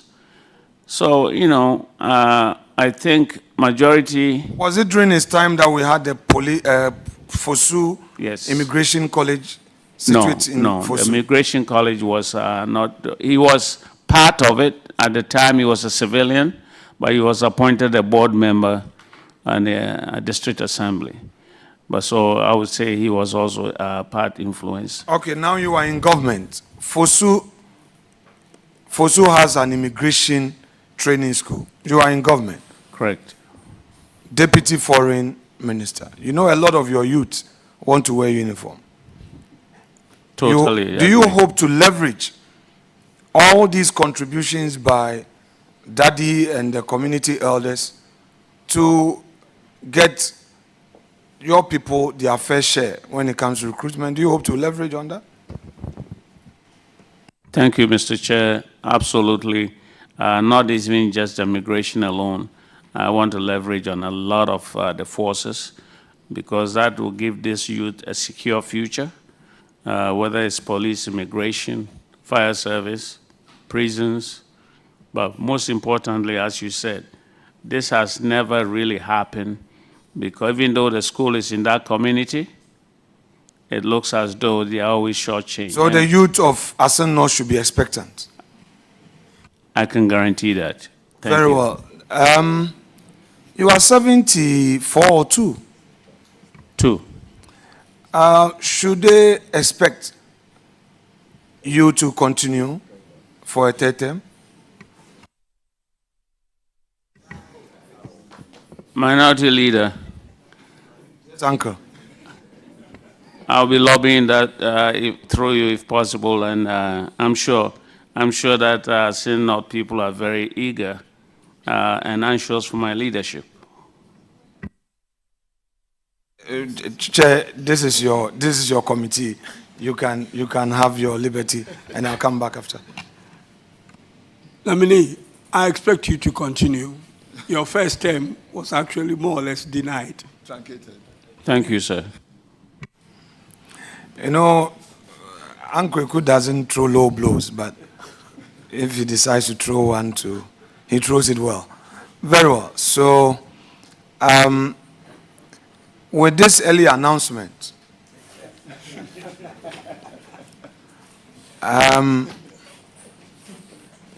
You must be aware that your style of retail politics has helped you. And you know that because of social media, our youth are so anxious to connect with leadership. How do you hope to fill that gap?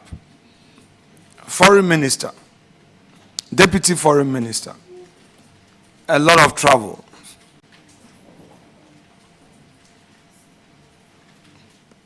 Thank you. I think, you see, my style of administration has been such that I believe in outsourcing, not saying even outsourcing, but delegating. I do a lot of delegation to people. So you would delegate? I would delegate Very a lot well. of it. Thank you. Very well. Now, let's look at your area. And I'm just going to deal with diplomatic competency and professional readiness. It seems to me that your background centers on social services and community development rather than international relations or formal diplomatic training. Given the complex demand, as I've already said, you will effectively be supporting your minister without compromising Ghana's position in high-stakes international engagement. How do you hope to navigate this new area of multilateral negotiation, treaty framework, and diplomatic protocols? This is not your area. Thank you. I think if you look back to some of my interests that I have held before, it will be very interesting for you to know that for over 12 years I was engaged with African newcomers in Canada for almost 12 good years, even in between when I was a student, because they lack representation. They didn't have the resources to retain a lawyer. During that period, Ontario didn't have a policy of giving legal counsel to refugees or people who are claiming to be refugees or illegal immigrants. I offered myself with the agency that I belong to, call it CANAT. CANAT simply means Canadian African Newcomers Association. I led them to migration hearings, made sure they were able to present their cases. So, Honorable Nominee, from what you are saying, you're basically telling this committee that although you don't have such direct training in this area, you will leverage on experience to enable you to achieve so, correct? That's absolutely correct. Very well. What specific diplomatic training, now that you are not there, in terms of international knowledge, foreign service expertise, do you hope to acquire as you get on the job? Can you share with us your readiness to get some training, or your readiness to pursue rigorously some proper understanding of international law to enable you properly assist your minister? Thank you. I believe in most learning on the job. As we all know, most of us here as legislators, we came from different walks of lives, but here we are legislation and making rules for the country. So in my capacity, with my maturity, my experience, my exposure, I can assure you,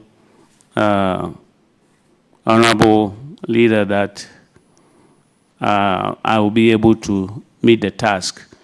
Recently, I was there for briefing. I got about 12 directors who came on the boardroom to brief me up. I felt instantly connected. I am someone also who was always interested in current affairs and foreign policies and foreign happenings. Whether it's Iran, whether it's Ukraine, Russian war, I can give you a whole analysis of the Soviet Union. I have lived through presidents from Carter right through to Trump, and I follow every aspect of international politics. So very well. I'm very much confident. Thank you. Honorable member and nominee, I'm not going to be personal here, but I am situating my question in context. So bear with me. I just want to get to a point so that we can navigate. You are Christian, correct? Correct. You know, in Christianity, some Christian churches forbid alcohol. Others do not. My church, for instance, I'm a Catholic. Catholics are not against alcohol. But it doesn't mean that you should be a drunkard as a Catholic. Your Christianity that you practice, is alcohol forbidden? You mean my religion? First you answered you were Christian. Yes. Yes, so I mean, yes. You know, Christianity is in different forms. Yeah, that's what I mean. Yeah, so I'm saying that some Christians, some Christian churches, like the Charismatics, the Pentecostals, they say no to alcohol completely. I don't know of Methodists, but I'm a Catholic, so I'm speaking for Catholic. Catholic, we are not forbidden. It doesn't mean that as a Catholic you should be a drunkard. I want to know from you, your Christian group. I think I'm also a Methodist Christian, and you take wine and champagne. Our rules is the same as the Catholic. Oh, very well. Okay, so that's established. A friend diplomat shared a story with me, and I'll try and summarize it to guide the question I want to ask. He said whilst he was on mission, his colleague ambassadors, anytime they invite for dinner, and he shared this story with me when I became a majority leader, and he wanted to advise me on what steps to take. He said, well, when you are invited for dinner, no serious conversation ensue until you've taken enough of the wine. Then the ambassadors will start asking. Are you mindful of such a practice in diplomatic circles? I think, Mr. Chair, thank you again. If you want to know my personality, I don't endure in alcohol in public places. So where there's two or more people together, I'll never take alcohol. Thank you. So therefore, you go for a diplomatic engagement and you are toasting when you are supposed to share a toast, and the champagne comes. The country should know that our deputy minister will use water to toast because there are two or more people, correct? Absolutely. So toasting, you don't have to necessarily indulge in it. You can just raise it as a sign and drop it. And for those who want to empty their glass, they are welcome to do that. But You toast with your champagne, but you will not taste. Absolutely. You will not empty your glass. I will not even sip it. Very well. That noted. But you are, this story I've just shared, you have just answered with the position you take. But you are aware that oftentimes it is at that period that a lot of information get out, although you've taken an oath of secrecy, and that becomes a problem for a lot of diplomats. You know about that? Thank you. Yes, I'm very much aware of that. And I think this day and age, a lot of people will acknowledge you and associate with you all the same, even if you are not participating. And I think they should also understand my maturity, that I've experienced this long enough not to make it an important habit in my life. So I can still remain on the sideline, and even, I think that's the best position you can take, is not to be part of it, and so you can extract more information for your own good. Thank you. Honorable nominee, one of my professors recently told me that brevity is the rule.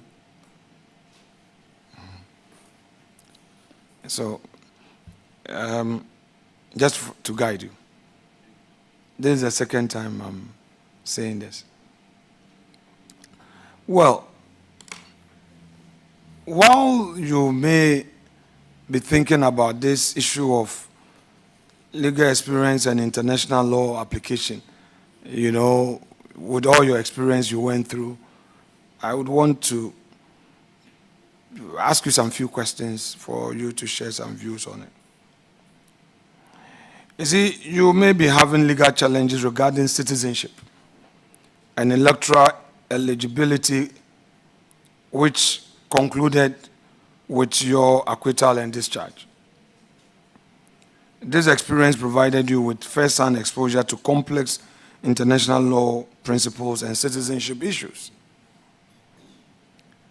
With all the experience you've had, especially as you stood in the box, how do you apply the insight you gain from navigating these legal processes to support your minister in addressing similar citizenship and consular challenges that Ghanaians face abroad? Thank you. I think I did an underlining policy or direction I wanted to take in regards to the dual citizenship amendment bill that I mentioned earlier. This is very dear to me because of what I went through. And I also shared with the panel here that brothers and sisters outside in the diaspora have immense resources, knowledge, and experience, and the academics to bring here to help us build our nation, added to what we already have here. Ghanaians have a volume of academics and experienced people, but we need those also who have had some exposure to add it on to make negotiating with the outside world a lot easier and getting business done. So my input here will be supporting my minister in forging some diplomacy, some bilateral engagement, and make sure that Ghana, we also get the benefit out of it. In fact, we have to look at our country first, and we will be helping the executive in the same direction, taking into consideration the policies that they have handed to the sector to deal with. So I'm looking forward to, if I get a nod, to be able to foster such inputs. Thank you. So, in other words, the situation you went through has been an eye-opener. Which eye-opener, if I should say, is going to help you in terms of how you assist your minister in policy formulation in that area of dual citizenship and solving people's problems, correct? That is correct. Thank you. You mentioned Professor Asari, and you've stated him as your referee. I'm sure we should be seeing an amendment to our constitution soon, correct? That is correct. In fact, last parliament it was tabled. I'm sure Minority Leader, you were very much aware of it. Yeah, everything went with the 8th parliament. So are you ready to initiate that process again? Thank you. Yes, and I will seek your counsel and support to initiate this amendment because it's going to help our country. Thank you. Yes, so should we expect your government to support this initiative at least by end of year? I'm very convinced that my government, current government, will support it. I even believe the previous government was in support of that as well. Thank you. Now let's look at strategic positioning of Ghana vis-a-vis its relationship with the great powers. There seems to be a wind of unilateralism blowing among some great powers, and countries like Ghana seem to be very much left in the cold. How do you hope that a country like Ghana that is going to be affected by this new wind blowing to, as it were, position itself to create some economic empowerment, provide social services for its people? Thank you. I think Ghana has all along laid the foundation for such eventualities. Due to our non-aligned policy. You see, I shared earlier that if you commit yourself to a specific direction, then you can be caught with your hands down. Ghana, from independence, has been a non-aligned and also a strong pro-African. And with our vision and with our international policy, foreign affairs policy, I think Ghana still stands a ground that we will not. I am very convinced that we just need to arrange our resources, get appropriate stakeholders, those who want to do business with us, but not to interfere with our internal affairs. And we should be able to endure any challenges that comes along, adding value to our raw materials. We get into those things, give the youth a purpose of life. And in the Americans right now, I could see it's just, I'm always of the adage that no condition is permanent. And so one way or the other, it's just this Trump administration that has initiated this whole thing, which other countries are responding, and trying to be of a nationalist nature. But that is not the fundamental value or belief of Americans. And so with time, I think things will be able to line up. But this also cautions us to make sure that we develop our own background to be able to be sustainable. Thank you. Honorable nominee, you make a very striking and profound statement, which I agree with.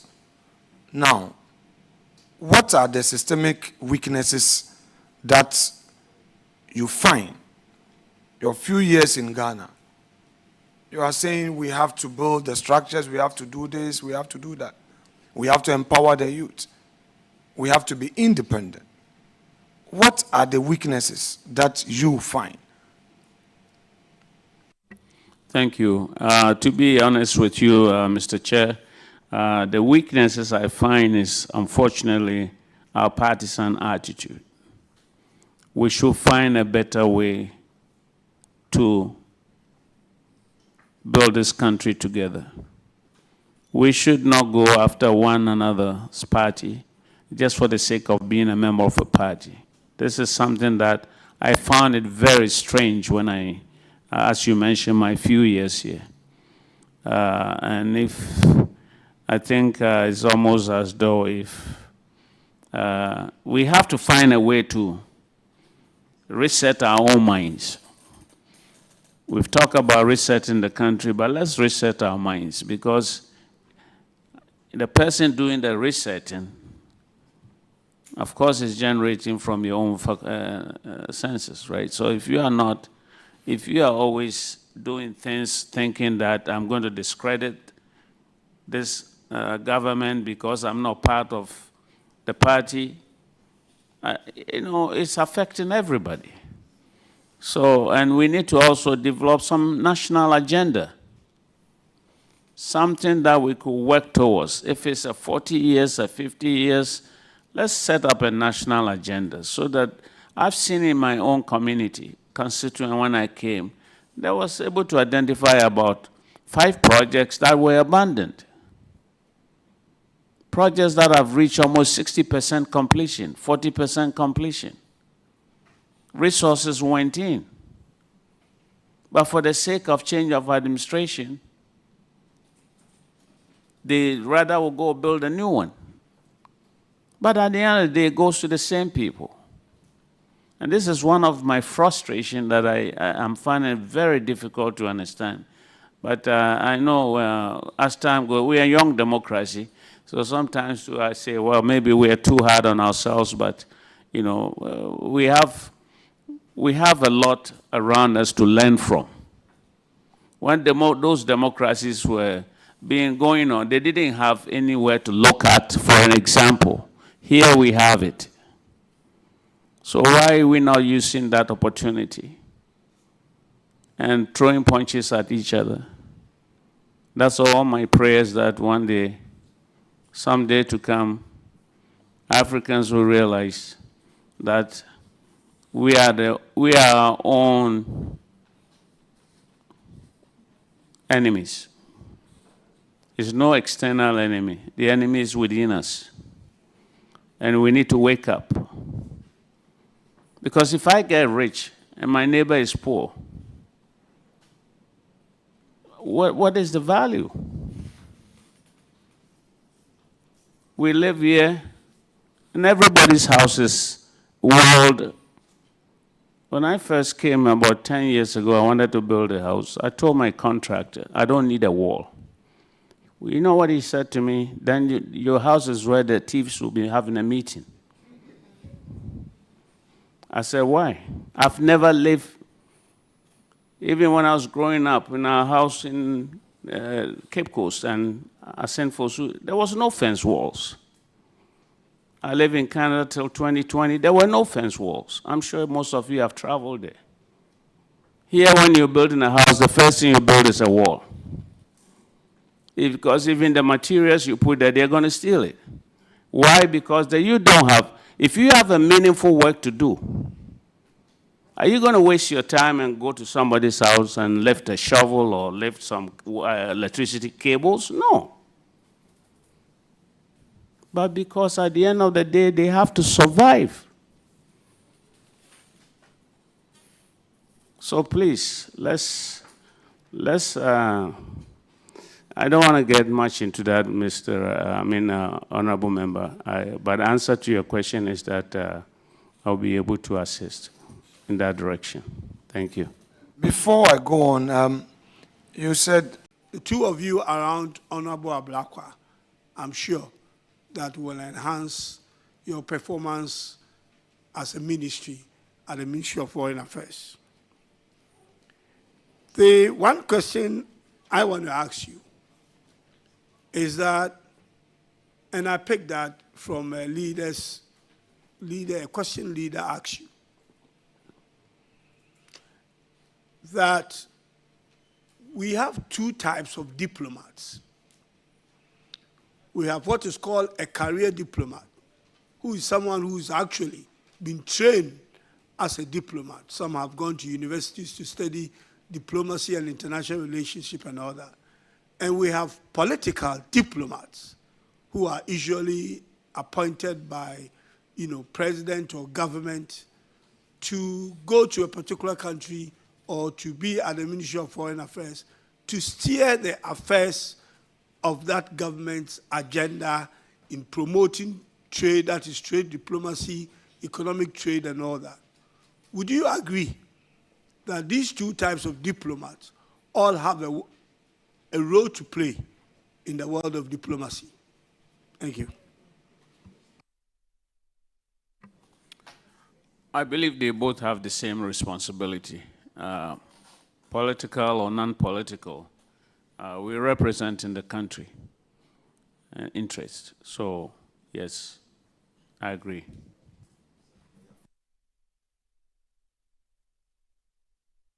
Thank you very much, Mr. Nominee. Congratulations. And you will hear from us.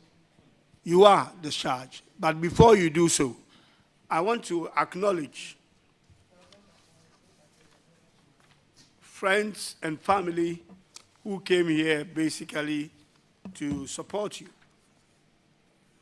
And I have a list here that I'm trying to find to call out the names of the people that you have here, if I can find it. Where is that? Has the form been given to me? The list of.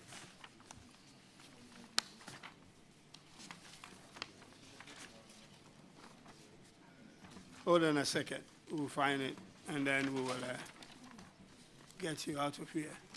Yes, I have found it. So on the list here, forgive me if I miss your name, because I'm reading from the list I have here, and also if I mispronounce your name. So all of you, first of all, are acknowledged for coming here to support the nominee. Nana Kweneji Ampao II, Chief of Asin and Wa.